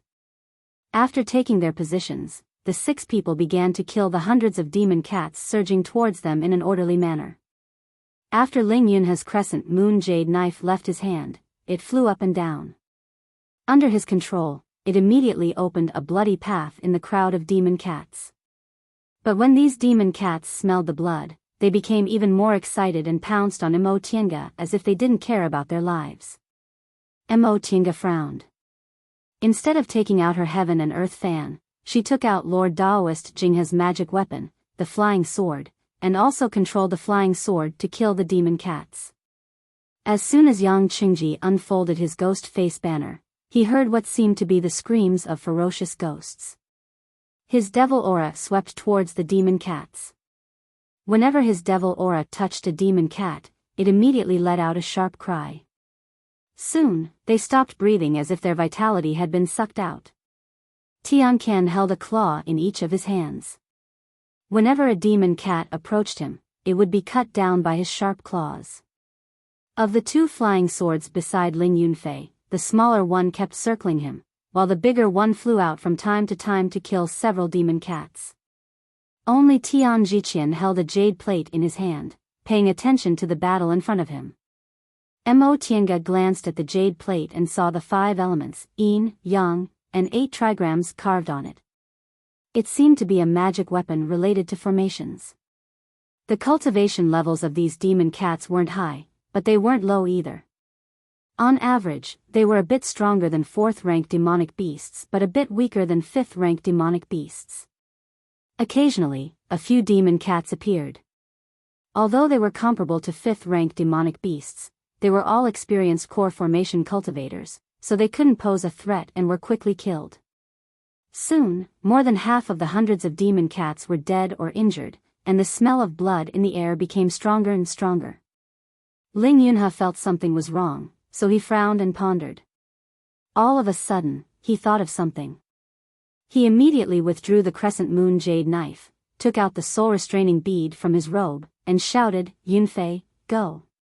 Everyone, be careful. After these demons die, the filthy aura will drift away, and the filthy aura around us is getting thicker and thicker." Everyone was shocked to hear that. After sensing for a while, they realized what Ling Yunhe said was right. The filthy aura had almost surrounded them. "Second brother, what should we do?" Ling Yunfei took over Ling Yunhe's position and blocked one direction, while Ling Yunhe retreated to the center. "We'll fight and retreat at the same time." Ling Yunhe said, "Fellow Daoist Qin, you and Yunfei will lead brother Tian and lead the way. Fellow Daoist Tian Can, fellow Daoist Yang, please bring up the rear. I'll be in the middle of you and use the soul-restraining bead to restrain the aura and restrictions around us." The other 5 people didn't say anything. They quickly adjusted their positions and did as Ling Yunhe said. Although there were many demon cats, they weren't difficult to deal with. The worst thing was that after they killed the demon cats, the filthy aura on their bodies would spread out and surround them. Therefore, everyone quickly judged the situation. They couldn't kill the demon cats, so they could only repel them. This brought about some difficulties in carrying out their plan. After these demon cats smelled the smell of blood, they became extremely ferocious and charged forward without any regard for their lives. Although they were slightly weaker, they were in groups. They couldn't kill them, but they had to block them all. It was really difficult. The one who felt the most constrained was Tian Can. He was a martial cultivator, and every move he made seemed to be fatal.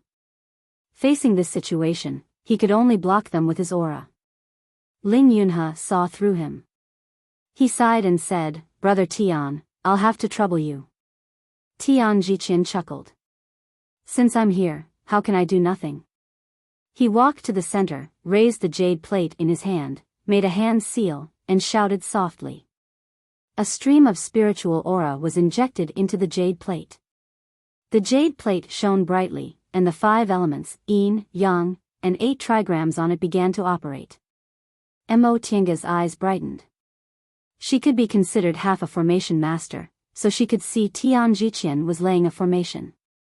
However, his method of laying a formation was different from those that required the assistance of formation discs, formation flags, and spirit stones. It was based on the changes of the 5 elements, yin and yang around him. He used his own spiritual aura to create restraints to achieve the effect of a formation. It could be called a formation, but it was actually invisible. It couldn't be called a formation, but it could indeed achieve the effect of a formation. Therefore, formation masters called it invisible formation. Invisible formations couldn't be compared to some big formations. They couldn't achieve the effect of controlling the enemy, but they were more flexible. As long as they had a formation plate, a formation master could lay a formation at any time to form restraints. Being able to lay an invisible formation was a sign of a formation master. Mo Tiange believed her formation skills weren't inferior to most formation masters, but she still couldn't lay an invisible formation. In the end, her focus was still on cultivation. Although she had a lot of knowledge about formations, compared to specialized formation masters, her formation techniques were still a bit inferior. This Tian Jiqian came from the 5 Elements Valley and was already in the middle stage of the core formation realm. His fighting skills were very ordinary. It seemed all his skills were on formations. After realizing this, Mo Tiange realized Ling Yunhe wasn't careless in asking Tian Jiqian to go with them. With Tian Jiqian's invisible formation, even if Ling Yunfei was a bit inferior, the strength of the 3 of them together was not inferior to her, Tian Can, and Yang Qingji. In the end, the formation plate emitted a dazzling white light. Tian Jiqian shouted, "Go!" The moment he spoke, Mo Tiange sensed the spiritual aura in her surroundings stabilizing. An invisible defensive formation enveloped the 6 of them. Those cat demons suddenly felt as if they had run into an invisible wall. With one pounce, they were all sent flying. This way. Ling Yunhe raised the soul-restraining bead and pointed in a direction. The 6 of them didn't stop and flew away.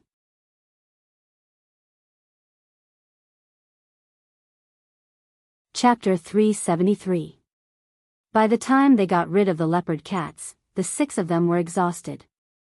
With their core formation realm cultivations, they wouldn't be so tired. However, in this carefree valley, all kinds of breaths were mixed together. Although their cultivation levels didn't decrease, their strength was greatly suppressed. Mo Tiange looked at Tian Jiqian, whose forehead was covered in sweat, and asked Ling Yunhe, "Fellow Taoist Ling, is this place safe?" Ling Yunhe looked around and nodded. "It's okay. Let's rest for a while." Ling Yunfei and Tian Jiqian were both relieved. Ling Yunfei's cultivation level was the lowest and Tian Jiqian had to maintain a formation, which consumed the most spiritual power. As soon as they heard they could rest, they almost collapsed. Tian Jiqian struggled to hold on and handed a formation plate to Ling Yunhe. "Brother Ling, please arrange this formation." Ling Yunhe nodded. "Brother Tian, just rest."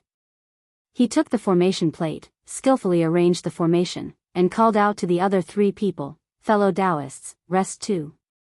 I'll guard the formation." Mo Tiange and the other 2 people also felt tired, so they each found a place to rest inside the formation.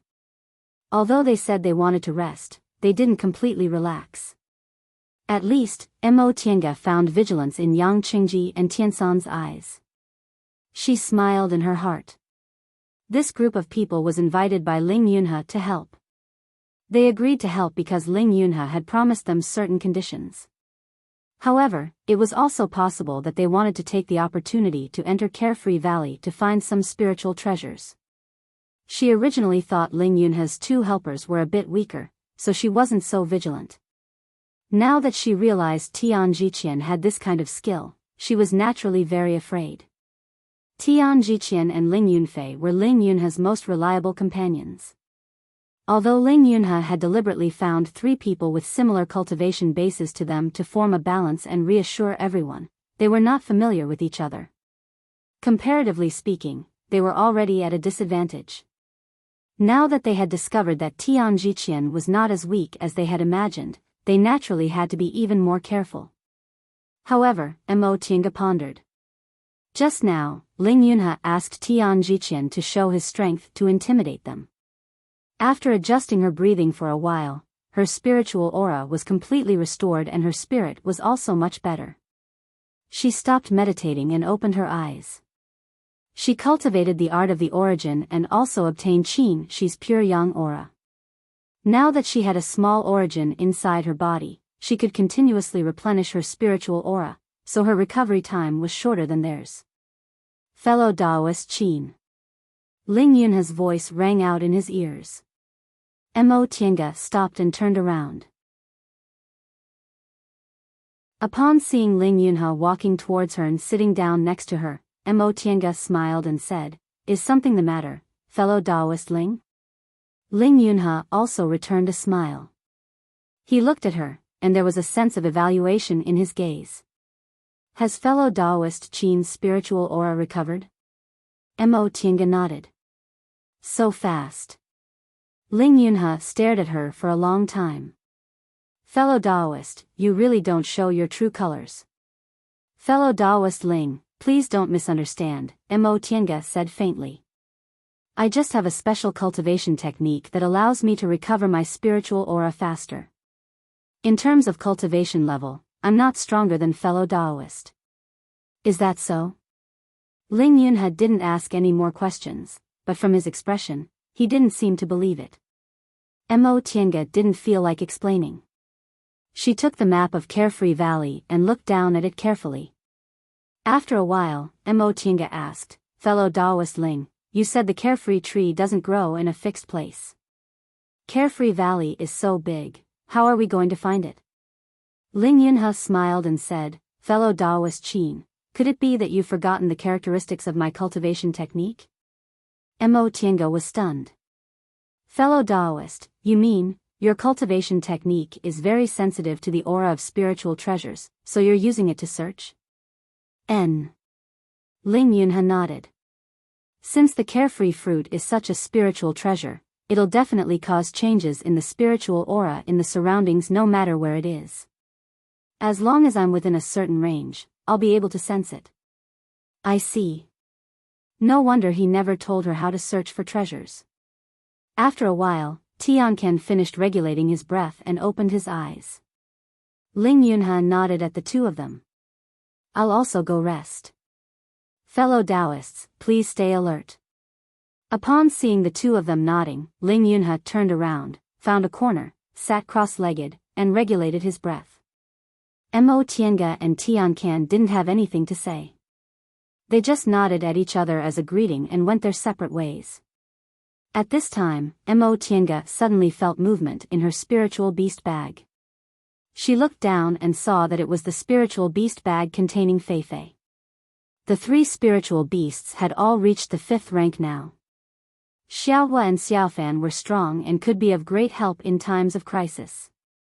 As for Feifei, although it wasn't good at fights of magical powers, it had a special ability. Mo Tiange knew this trip wouldn't be easy, so she simply took all three of them with her. Could it be that something happened to Feifei? She quietly opened the spiritual beast bag but didn't let Feifei out. Instead, she used her divine comprehension to communicate with it. Feifei, what's the matter? After a while, Feifei's voice rang in her mind. Since they had a spiritual beast contract, Feifei could speak, so it was very convenient to communicate with her divine comprehension. Master, what's this place? The spiritual aura here is very strong. Mo Tiange said, of course. This is a paradise from the distant past era. Unfortunately, the world has changed and this place has changed. No matter how strong the spiritual aura here is, it's useless now. Oh. I found the spiritual aura here is a bit strange. There seems to be a lot of good things here. Mo Tiange was stunned. She suddenly remembered that in addition to calming its mind and coexisting peacefully with almost all demonic beasts, Feifei was also very sensitive to spiritual aura and could seek treasures. What do you feel? Is there the aura of spiritual treasures? Feifei was silent for a while then said, I'm not sure. I'm not very familiar with these things, so I can't be sure.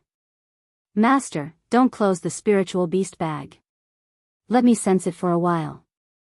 I feel the spiritual aura here is very friendly. all right. Since Fei Fei signed a spiritual beast contract with her, it had been kept in the virtual sky world and rarely went out, so its perception of spiritual aura wasn't that strong. With this thought in mind, Mo Tiange agreed to its request. A moment later, Ling Yunhe and the others finished adjusting their breaths and stopped meditating. The group was ready to set off again. Mo Tiange felt the atmosphere in the group changed slightly. At the beginning, Tian Can and Yang Qingji were a little careless. Although they kept their promise and listened to Ling Yunhe, it was obvious that they did not take him seriously. However, at this moment, they were much more cautious. Whether it was because he was wary of Ling Yunhe's group of three or because he had seen Tian Jiqian's methods, he no longer underestimated him. In any case, Ling Yunhe's goal should have been achieved. The two of them were shocked. As for Mo Tiange, she wasn't too worried. She had 3 5th-rank spiritual beasts with her. Even if Fei Fei couldn't fight, it shouldn't be difficult for her to protect herself with Xiaofan and Xiaohua. Fellow Daoist Ling, Tiancan suddenly said, "This carefree valley is so big. How are we going to find the carefree fruit you mentioned?" Mo Tiange had asked Ling Yunhe this question in private before. Now, Ling Yunhe answered, "Fellow Daoist Tiancan, don't worry. We're still in the outer valley. The carefree fruit only grows in the inner valley of Carefree Valley. We still have several tests to pass." "Is that so?" Tian Can looked around and said doubtfully, "The spiritual aura here is already shockingly rich. Moreover, we encountered those cat demons as soon as we entered the valley.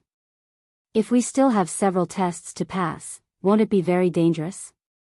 Ling Yunhe paused for a while then sighed and said, "If it wasn't dangerous, why would I pay such a big price to invite you to go with me? I might as well be frank. Each of your conditions isn't easy to fulfill. If it weren't for my nascent soul ancestor, even I wouldn't be able to get those spiritual treasures." "Spiritual treasures?" Mo Tiange's gaze swept between Tian Can and Yang Qingji. She wondered what kind of conditions they put forward that even an elder of a big sect like Ling Yunhe felt it was difficult to fulfill. Speaking of which, her conditions weren't easy to fulfill. The grudge between her and Han Shiji was fine.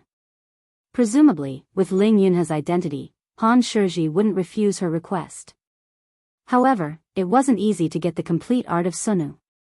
Cultivation techniques and spirit veins were the foundation of a sect. Spirit veins couldn't be stolen or lost, so all big sects put all their energy into preserving cultivation techniques. Every sect, even if it was only a small sect with 100 or so people, had a library that stored cultivation techniques. Not only was it protected by formations and restrictions, but it was also guarded by high-level cultivators. Even the sect's disciples had to go through layers of security when they entered. Furthermore, they couldn't read books that were above their realm. Mo Tiange agreed to Ling Yunhe's conditions because she couldn't think of a solution.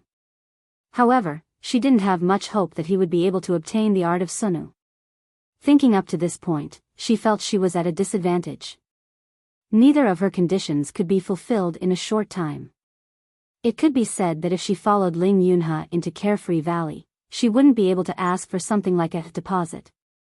If she was unlucky and Ling Yunhe couldn't leave Carefree Valley safely, she would be empty-handed and wouldn't be able to get anything. In the end, she was too inexperienced. She had never helped others before, so she simply didn't think about this matter. Otherwise, if she asked Ling Yunhe for some benefits first, he wouldn't refuse. However, Ling Yunhe continued, "Fellow Taoists, you don't have to worry too much. I said before that I'm more than 70% sure I can leave safely. I wasn't lying. Our Jillian sect seniors have long been here, so I've already prepared how to break through these barriers." Tian Can took a deep look at Ling Yunhe then nodded. "I hope fellow Daoist Ling will keep his word." In the group of 6, Ling Yunhe and Mo Tiange walked in the front, Tian Jiqian and Ling Yunfei walked in the middle, and Tian Can and Yang Qingji stayed at the back. Tian Jiqian held his jade plate and observed the changes in the aura of the 5 elements around him from time to time. The sky in Carefree Valley was always gray. Mo Tiange raised her head and saw that the surrounding cliffs were towering, revealing only a small part of the sky. The air was filled with dust and fog visible to the naked eye, so everything in front of them was hazy. The 6 of them advanced silently. The chaotic aura surrounded them, so they had to constantly maintain spiritual aura protection to keep the filthy aura out. After a long time, Ling Yunhe finally stopped and said, "Everyone, we'll enter the inner valley from here." Mo Tiange stuck her head out to take a look and was shocked. This was a narrow valley entrance that could only allow 2 people to walk side by side. At the entrance of the valley, there was a crack. It was dark and looked like a greedy mouth that was waiting to devour passers-by.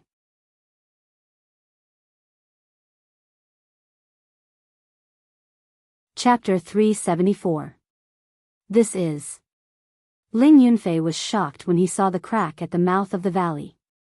He looked at Ling Yunhe and asked, "Second brother, how do we get through this?" This crack was extremely wide and occupied the entire narrow entrance of the valley. Moreover, it looked very deep. At first glance, it seemed bottomless. Most importantly, the black aura inside was surging, and the smell of filth was especially strong. Mo Tiange looked up and saw cliffs on both sides of the mouth of the valley. The cliffs at the top were joined together, making the entire mouth of the valley look like an arch. It was really difficult to fly over. The filthy aura had a great effect on cultivators. The filthy aura that was emitted after the death of the lynx had already forced them to retreat. The filthy aura in this crack was more than 10 times denser than before. If they tried to fly over, they would probably consume too much spiritual aura and their strength would decrease. This was only the mouth of the valley. They didn't know where the fretless fruit was, so it was definitely unwise to take such a risk at this time. Ling Yunhe said, "With the soul restraining bead, we can restrain the filth. However, we still have to take some risks to cross this crack. What do you think?" Tian Jiqian and Ling Yunfei didn't say anything. Yang Qingji snorted and said, "Fellow Taoist Ling, why do you ask so many questions? We're already here.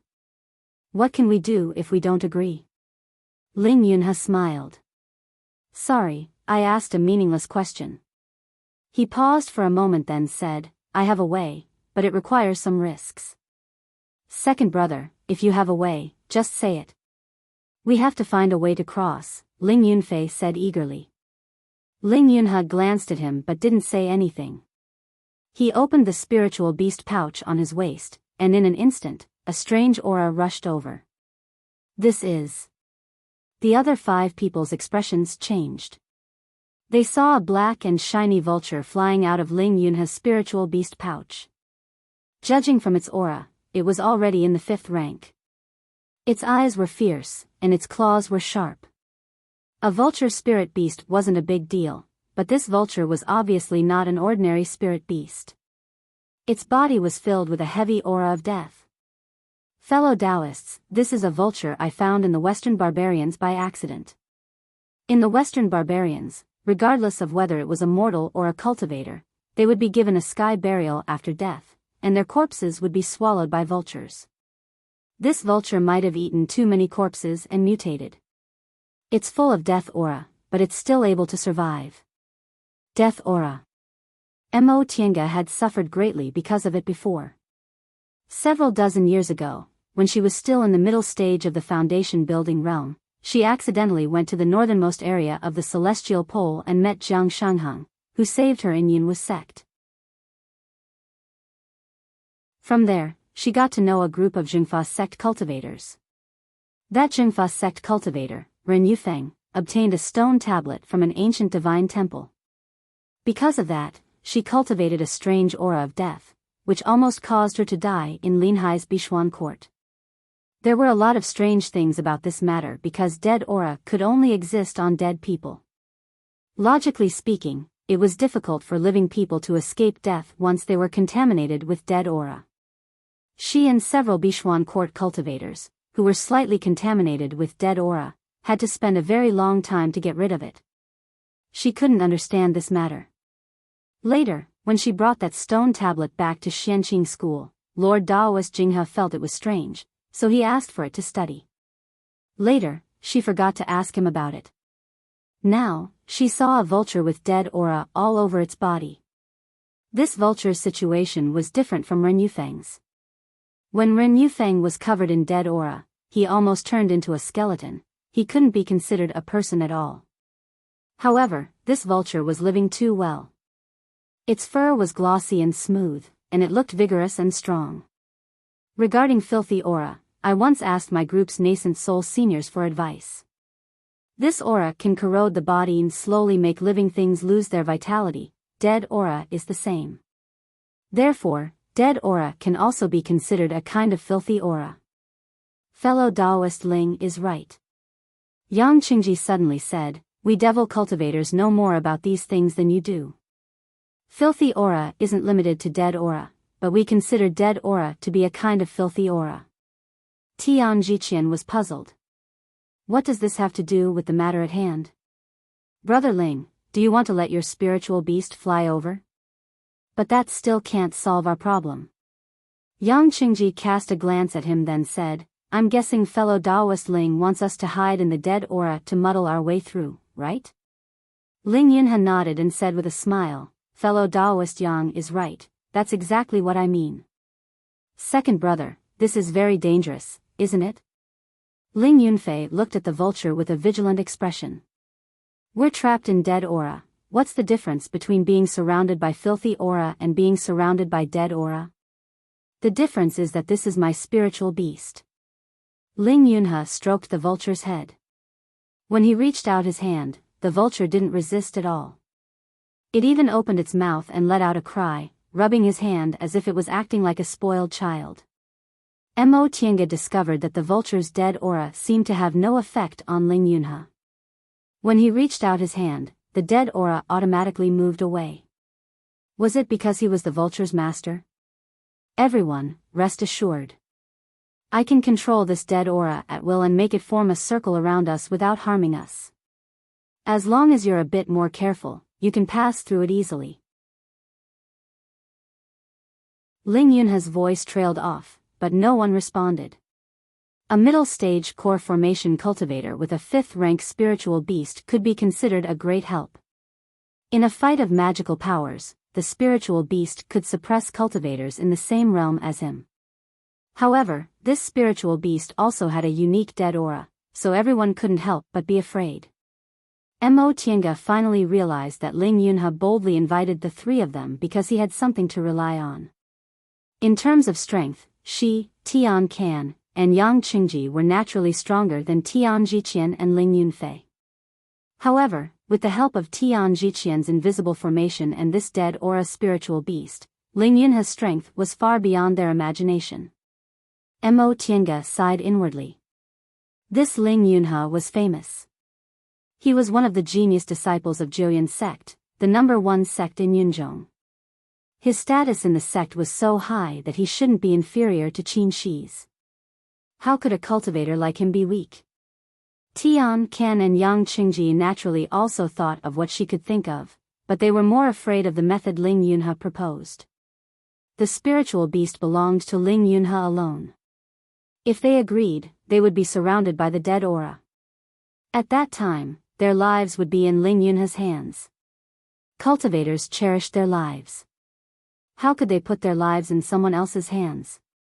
Whether it was Mo Tiange, Tian Can, or Yang Qingji, none of them were willing. Tian Jiqian and Ling Yunfei didn't say anything. Tian Jiqian looked a bit hesitant. Ling Yunhe was his good friend, so he trusted him to a certain extent.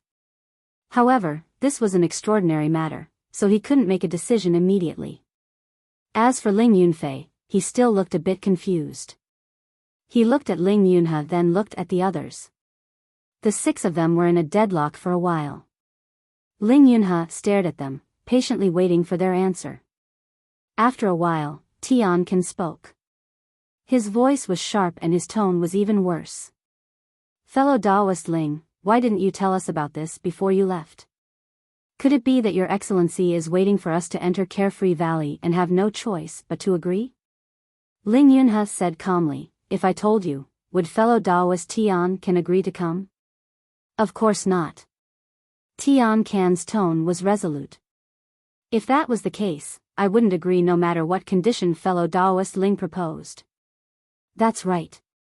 Ling Yunhe said faintly, I was indeed worried you wouldn't agree, so I didn't tell you beforehand. This matter is very important to me. Time is too tight. If any of you are unwilling to come, I'm afraid our trip to Carefree Valley will be in vain. Humph. Yang Qingji said coldly, we can also turn hostile now. Does fellow Taoist Ling think you can force us to participate? Facing Yang Qingji's fierce attitude, Ling Yunhe sighed and said, fellow Taoist Yang, you're overthinking it. What I did wasn't honorable, but I didn't mean to offend you. Fellow Taoist Qin is fine, but fellow Taoist Yang, fellow Taoist Tian Can, I've already paid a spiritual treasure for your help. If I wasn't sincere, why would I do this? But you did this, everyone. Ling Yunhe interrupted Yang Qingji and said, the reason why I did this is because I hope you'll reconsider. If I told you beforehand, you most likely wouldn't consider it and would have decided to withdraw. In that case, time would be too tight, and it would be difficult for me to find more people. Now that we're already in Carefree Valley, it'll be difficult for us to go back. I hope you'll reconsider. I've already paid the price. Is it necessary to hurt you at this time? Still, no one spoke. What Ling Yunhe said wasn't unreasonable, but the three of them still looked unsightly. Taking risks was one thing, but being schemed against was another. They weren't afraid of risks, they were angry at being schemed against. It wasn't that Ling Yunhe couldn't be trusted, but core formation cultivators all had their own pride. Brother Ling, you. Tian Jiqian also sighed. If you told me beforehand, based on our many years of friendship, how could I not agree? Why did you hide it from me? Ling Yunhe was stunned. He turned to look at Tian Jiqian and said apologetically, Brother Tian, I didn't mean to hide it from you, but I didn't mean to harm you. Of course I know that. Tian Jiqian paused for a while and said, no matter what, I'll go in with you. Ling Yunhe smiled. I knew you, second brother, I don't need to say anything, Ling Yunfei said, I've always listened to you, and I'll do the same today. Ling Yunhe nodded, but he still turned to the three of them.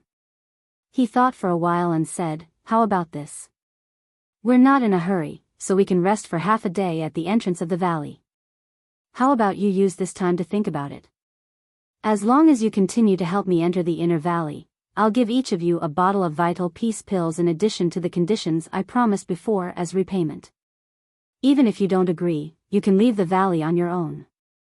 I won't stop you, and I won't ask for the spiritual treasure I gave you before.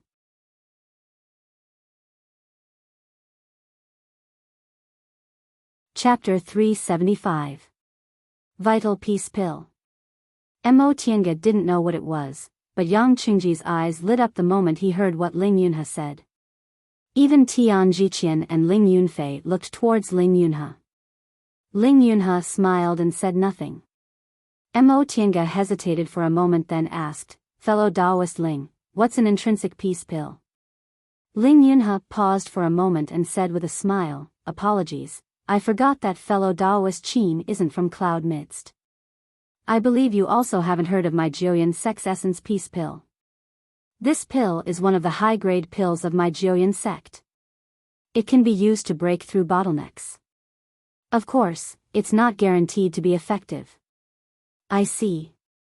Ling Yunhe didn't say much, but based on the expressions of Yang Qingji and the others, it wasn't difficult for Mo Tiange to guess that this essential peace pill must be a very rare and precious medicinal pill, which was why it could make disciples from famous cultivation groups like Yang Qingji so envious. Ling Yunfei looked at her and explained with a smile, fellow Taoist Qin, our Jiuyan Sect's vital peace pill is a famous elixir in Yunzhong. Even us inner sect disciples find it hard to obtain it, much less outsiders. He looked at Ling Yunhe with a face full of envy. If it wasn't for the fact that my second brother is deeply favored by the patriarch, I'm afraid he would be like me, waiting for a few years to get a few, really? Ling Yunfei was already a core formation cultivator, so he could be considered an elder in the Jueyun sect. However, he could only wait for a few pills. It seemed like these pills were indeed very precious. Ling Yunhe had really gone all out this time. A pill that can help one break through bottlenecks? Tian Can asked. He looked at Ling Yunhe and asked, "Fellow Taoist Ling, is this true?"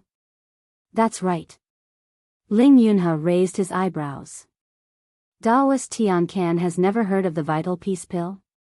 Tian Can said indifferently, "I've always lived in seclusion in a desolate place and rarely go out. I'm not clear about the affairs of Eastern Tang." "I see." Ling Yunhe pointed to an empty space at the side and said, "Everyone, go and take a rest. There's no rush to make a decision." Seeing that Ling Yunhe had finished setting up the defensive array formation, the others hesitated for a moment before going back to rest. Mo Tiangen noticed that the hostile atmosphere had become a lot more peaceful, so she cast a meaningful glance at Ling Yunhe. This person could not be underestimated. If one were to say that he was magnanimous, he would also play tricks. If one were to say that he was sinister, he would offer very generous terms. Just as Ling Yunhe had said, if he had explained everything clearly beforehand, there was an 80% chance that the group would have dispersed before they could even enter Carefree Valley. After all, to these people, no one was willing to put their lives in the hands of others, no matter how generous the conditions were. But now, they had all entered the Carefree Valley and were at the entrance of the inner valley. It would not be easy for them to leave even if they wanted to. Thus, the conditions that they could accept were slightly more relaxed.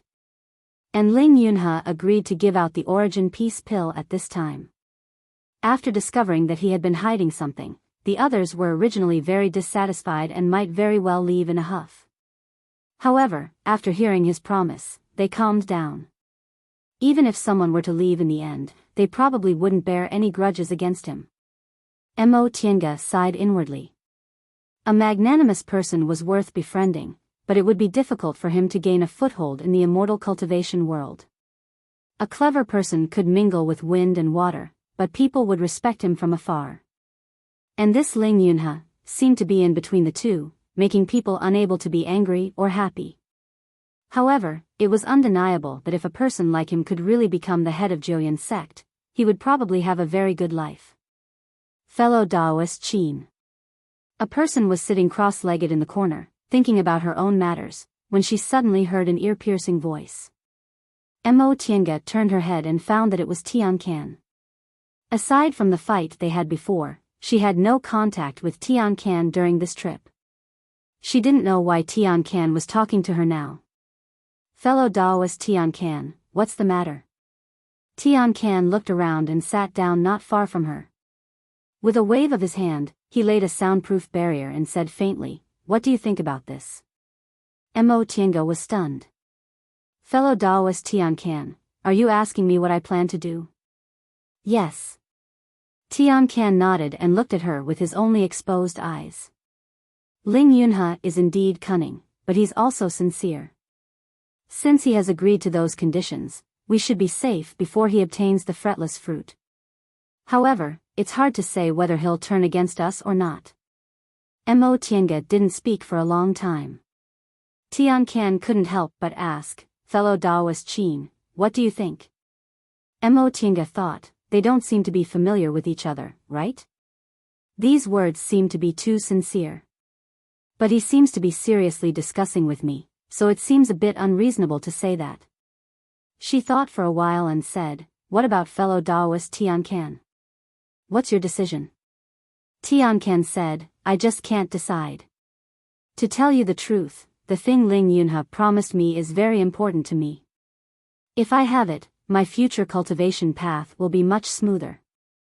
It could be said that taking a certain amount of risk for this item was worth it. But..." He paused and glanced at the others. Ling Yunhe was sitting cross-legged in the middle of the formation, adjusting his breath with his eyes closed. His spiritual beast, the vulture, was perched on his shoulder, staring ahead fiercely and glancing at the others from time to time. Ling Yunfei and Tian Jiqian seemed to be chatting. Tian Can laid a soundproof barrier around them, so they couldn't hear each other. As for Yang Qingji, he was leaning against the mountain wall with his arms crossed. He seemed to be thinking about something. There must be something wrong, Tian Can said. Fellow Daoist Qin, please take a look. The three of us invited by Ling Yunhe aren't mediocre. On the contrary, Tian Jiqian and Ling Yunfei are far weaker than us. Tian Jiqian is a formation master, but what about Ling Yunfei? Could it be that Ling Yunhe, as a candidate for the head of Zhouyan's sect, has a good relationship with many people and can't find a stronger companion? Even if the Ling clan doesn't have one, Zhouyan's sect must have one, right? Mo Tiange said. He said this matter involves the interests of various cultivation groups in the sect and disputes between clans, so it's not good to invite martial brothers who have a good relationship with us. Tian Can showed a hint of mockery in his eyes. Is that true? Yunzhong isn't. He paused halfway through his sentence before continuing. The number one sect in Yunzhong lives up to its name. They have more than 10 nascent soul cultivators and more than 100 core formation cultivators. How could they not be able to find a decent helper? From what Ling Yunfei said, Ling Yunhe is very favored by the nascent soul ancestor of the Ling clan. For the sake of his beloved grandson and the benefit of the alliance, even if he doesn't care, other people won't care, right? Mo Tiange lowered her gaze and kept smiling. Her expression didn't change at all. Tian Can blinked and continued to ask, fellow Daoist Qin, can you at least tell me something? Mo Tiange looked up and asked, what is it? What do you think about this matter? Mo Tiange sighed and said, I want to know who you are, fellow Daoist Tian Can. Tian Can was stunned and his eyes became fierce. What do you mean, fellow Daoist Qin? Mo Tiange said faintly, first of all, aren't you afraid that I have a friendship with Ling Yunhe and will pretend not to know him so I can pin down other people? Tian Can narrowed his eyes and stared at her without saying anything. Mo Tiange continued, second, even if you're sure I have nothing to do with Ling Yunhe and we don't have any friendship, you shouldn't say these things to a stranger, right? Tiansan's hands were clenched. Finally, what's the point of saying these things to me, fellow Daoist Tian Can? Do you think you'll believe whatever I say? After listening to her, Tian Can stared at her without moving or saying anything for a long time. Mo Tiange just smiled. In other people's eyes, they were just chatting and didn't have any dispute. After a while, Tian Can finally let go of her. He looked at Mo Tiange and said calmly, now isn't the time to tell you who I am. Just like fellow Daoist Qin, you also concealed your background. However, I can be frank with you. I said these things to you because I want to find a temporary companion. It's better than taking risks alone. Mo Tiange raised her eyebrows and asked with a smile, why me? Fellow Daoist Yang is also good.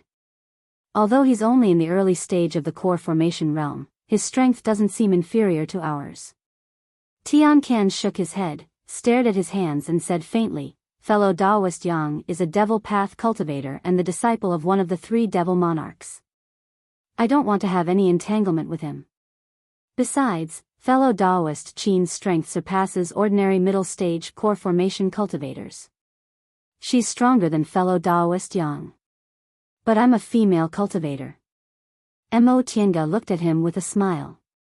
Generally speaking, even if there's a gap between the middle stage and the early stage, I'd still think it's safer to choose a male cultivator, right?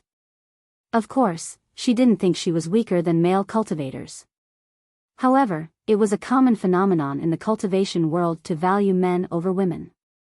Even if the cultivation level of male cultivators was slightly lower, they'd still think male cultivators were more reliable because male cultivators were more decisive in handling matters. In a life-or-death situation, male cultivators could perform better. Upon hearing her question, Tian Can glared at her angrily. So what if she's a female cultivator?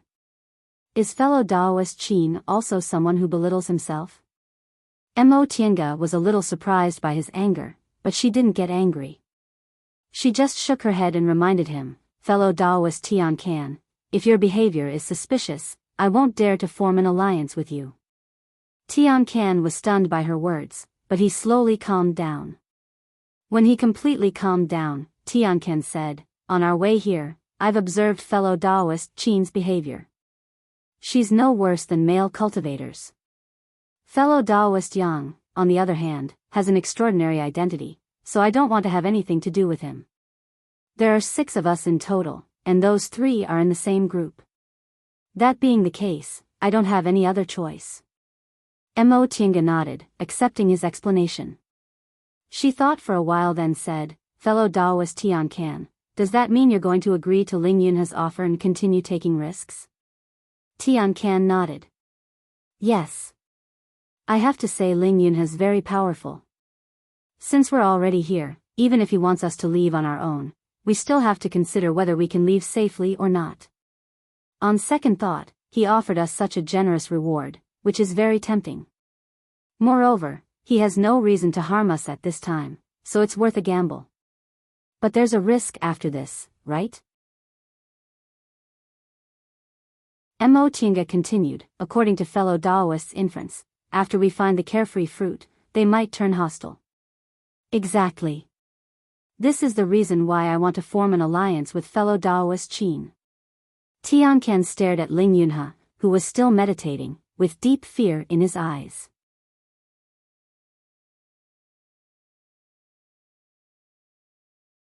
Chapter 376. It was impossible for the other 4 to not know that the 2 of them had set up a soundproofing barrier, but they all turned a blind eye to it. It was normal for a group of unfamiliar people to take risks together. Everyone had a tacit understanding. Mo Tiange, on the other hand, was tapping the heaven and earth fan in her hand again and again. She seemed to be contemplating and didn't answer. Tian Can seemed to be a little impatient with her knocking. He couldn't help but ask, fellow Taoist Qin, do you need to think for so long? Mo Tiange raised her head and smiled at him. It's a matter of life and death, so I naturally have to consider it carefully. For the last time, the heaven and earth fan knocked on the palm of her hand, and she clenched it tightly. All right, if an accident really happens, as long as fellow Taoist Tian can abide by the agreement at this moment, I will stand on the same side as you. After a pause, she raised her eyebrows and emphasized, however, fellow Taoist Tian Can, the premise of all of this is that Ling Yunha doesn't keep his promise. We're only here to protect ourselves. If fellow Taoist has other motives, don't blame me for not lending a helping hand. Tian Can was stunned. He looked at her deeply and nodded. Of course. After a while, Ling Yunha finally opened his eyes. He looked at Yang Qingji with a smile, then turned towards Mo Tiange and Tian Can. Fellow Taoists, have you decided? At that moment, Yang Qingji was still lost in thought. Tian Can and Mo Tiange had already removed the soundproof barrier and were meditating with their eyes closed.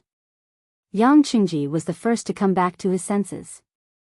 Looking at the vulture on his shoulder, he said, I want to see the origin peace pill first. Ling Yunha nodded. Of course. He then turned towards Mo Tiange and Tian Can. What about fellow Taoists? Tian Can was the first to say, that's true. Ling Yunha looked at Mo Tiange.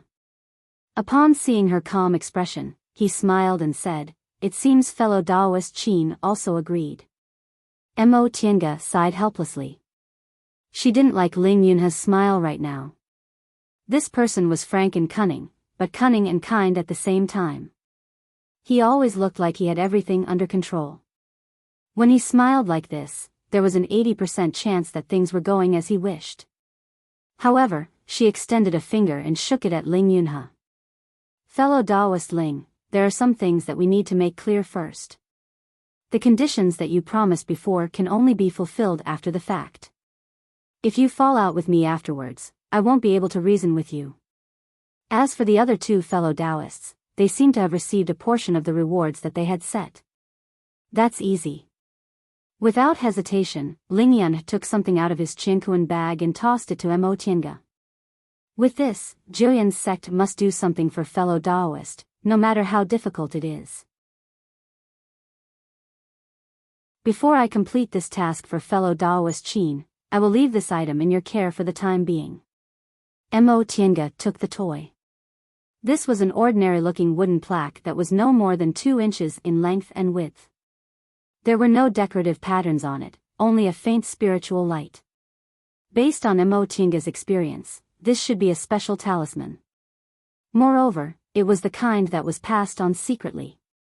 Its aura was very ancient, and it must have been passed down for at least several thousand years. Returning kindness medallion. Once Ling Yunfei saw this object, his expression immediately changed. He stared fixedly at the wooden tablet in Mo Tiange's hand. Mo Tiange was astonished. She cast a glance at Ling Yunfei, then waved the wooden tablet at Ling Yunhe. Does this have any special significance? After his astonishment, Ling Yunfei's expression quickly returned to normal. He said to Mo Tiange solemnly, "This is our Jillian sect's returning kindness medallion. The holder of this object is our Jillian sect's guest elder. With this object in hand, our Jillian sect's disciples are not allowed to harm a single hair on their head. Moreover, they can request Jillian sect to do one thing for them. As long as it doesn't harm the sect's interests, they must complete it no matter how difficult it is." He looked at Ling Yunhe with a complicated expression. "In our entire Jillian sect, there are only 3 pieces of this object. I didn't expect one of them to be in second brother's hands." Returning kindness medallion? Mo Tiange narrowed her eyes. Speaking of which, this seemed like the behavior of a chivalrous man in the secular world who kept his word. Did such things also exist in the cultivation world? Although they usually paid attention to their promises, it was normal for them to fall out at any time if it involved important interests. Tianqian stared at the wooden tablet with a doubtful gaze. "With this object in hand, will your Jillian sect really not move a finger and even do its best to complete the task?" "That's right." Ling Yunfei was once again a chatterbox. He spoke with fervor and assurance. "In Yunzhong, our Jillian sect is the cultivation group that values the sect's inheritance and brotherhood the most. Our Grand Master's 9 disciples all have deep brotherhood and advance and retreat together. That's why we're called Jillian sect. This returning kindness medallion was left behind by our 9 Grand Masters. Back then, our Grand Master received a great favor from someone, so he gifted this object to that person. He promised that with this returning kindness medallion, he would be able to move around Jillian's sect unimpeded and become a guest elder until he fulfilled his promise. After several thousand years, these 3 returning kindness medallions returned to the sect one after another and never appeared in the world again. Mo Tiange waved the ordinary-looking wooden tablet in her hand and said to Ling Yunhe, "In that case, this object must be very valuable?" "It's far more than valuable." The one who answered her was still Ling Yunfei. "With our Jillian sect's strength, if this object is leaked, it might even tempt nascent soul cultivators. A guest elder enjoyed all the benefits of an elder. They could use the sect's resources and weren't bound by the sect's restrictions. For some cultivators, this was indeed an excellent position." Once Ling Yunfei finished speaking, Mo Tiange turned her head to look. Tian Jiqian and Yang Qingji's eyes flashed with fervor as they stared at the object. It seemed like they really wanted to snatch it back. As a result, Mo Tiange was confused. Not to mention that Ling Yunhe wasn't the sect head of Jillian sect. Even if he was, such a valuable object would most likely be safeguarded by a nascent soul elder in the sect, right? He actually had one in his hands. Besides, he just casually threw this kind of object to someone else. Mo Tiange felt like her brain wasn't enough to process it. What was this Ling Yunhe thinking? As a cultivator, they had to be on guard at all times against being schemed against by others. Similarly, they had to avoid owing others too much. Owing others had 2 aspects. First, it was easy to develop inner demons. Second, it was easier to be schemed against by others. No matter which one it was, encountering it would be bad luck. Ling Yunhe was calm and composed. After Ling Yunfei roughly finished speaking, he said, "Since you have this object, does fellow Daoist Qin still have any doubts?" Mo Tiange looked at the wooden tablet, then her gaze swept over Ling Yunhe and Ling Yunfei. She then asked, even if I have this object in my hands, what if you snatch it back later? Anger appeared on Ling Yunfei's face. He rushed to say, that's impossible. This is the patriarch's will. Disciples of Zhouyan's sect never do this kind of thing. Although it was normal for cultivators to be two-faced, they also had their own taboos. When it came to matters related to the patriarch, they rarely disobeyed. Mo Tiange muttered to herself for a moment, then put the wooden tablet into her robe. She originally thought she suffered a big loss because she didn't ask for the reward beforehand. She never expected that she would be the one who benefited the most from this. If things were really as Ling Yunfei said, then even if Ling Yunhe failed this trip and died here, she wouldn't suffer a loss. Seeing that she put the object away, Ling Yunhe heaved a sigh of relief. However, Tian Jiqian, Yang Qingji, and the others stared at Mo Tiange for a long time before they withdrew their gazes, looking very unwilling. Mo Tiange sighed inwardly. This Ling Yunhe is scheming again. Although this object was good, it was very troublesome. There were so many people here. Even if Ling Yunhe kept his promise, what if other people had evil intentions? Doing this seemed to give her a big advantage, but on the other hand, it was easy to put her on the fire. With so many people watching her obtain the return token and Ling Yunfei mentioning the special meaning of this object, she couldn't cooperate with others anymore. Because with such a precious treasure in hand, it would be easy to divide the spoils unevenly. In that case, no one could trust each other, and cooperation would be impossible. Therefore, she could only stand on Ling Yunhe's side. But if she refused the return token now, this problem couldn't be solved. With benefits in front of her, she actually wasn't moved at all. What would Ling Yunhe think of her? The others would certainly be vigilant against her. They were now companions, so it wasn't good to be too vigilant. At this thought, she glanced at Tian Can. Tian Can stared at the entrance of the valley calmly as if he wasn't interested in everything in front of him. Noticing that Mo Tiange was looking at him, he turned his head and nodded slightly. Mo Tiange understood what he meant. Everything would go on as they had agreed just now. This made her feel a little conflicted. She had reached an agreement with Tian Can, but Ling Yunhe made this move again. What if he really fell out with her after this? After pondering for a while, she couldn't help but shake her head and smile self-mockingly. She was getting more and more stupid. Ling Yunhe probably hoped that she wouldn't help others to rob his object, and Tian Can wanted to protect himself. These two didn't contradict each other. If Ling Yunhe kept his promise, she would certainly help him to the end. But if Ling Yunhe fell out with her after this, she could only cooperate with Tian Can to protect herself. Okay, since fellow Taoists have no objections, let's start now. We don't have much time. Ling Yunhe turned his hand, and 3 jade bottles appeared in his palm. He threw them one by one to them. These are primordial dawn. There are 3 pills in each bottle. Fellow Taoists, please check them. 3 pills. Tian Can repeated in a low voice. Ling Yunhe was still smiling, but his eyelids twitched. Fellow Taoist Tian Can, don't think these 3 pills are easy. Our Zhouyan sect can only concoct 1 or 2 furnaces a year. Plus, we have so many core formation cultivators, so we can only concoct 3 pills every few years. Mo Tiange pulled out the bottle stopper, poured out a fragrant, snow-white medicinal pill, dipped it in some powder, then brought it to her nose and sniffed it. The ingredients of the medicinal pill were very clean, and the temperature was just right. She could tell that the level of the concocting master who concocted this medicinal pill was very high. At least, he wasn't inferior to her. Zhouyan sect was Zhouyan sect, the #1 cultivation group in Yunzhong. The level of their concocting master was also very high. The other 2 people were also checking the medicinal pill.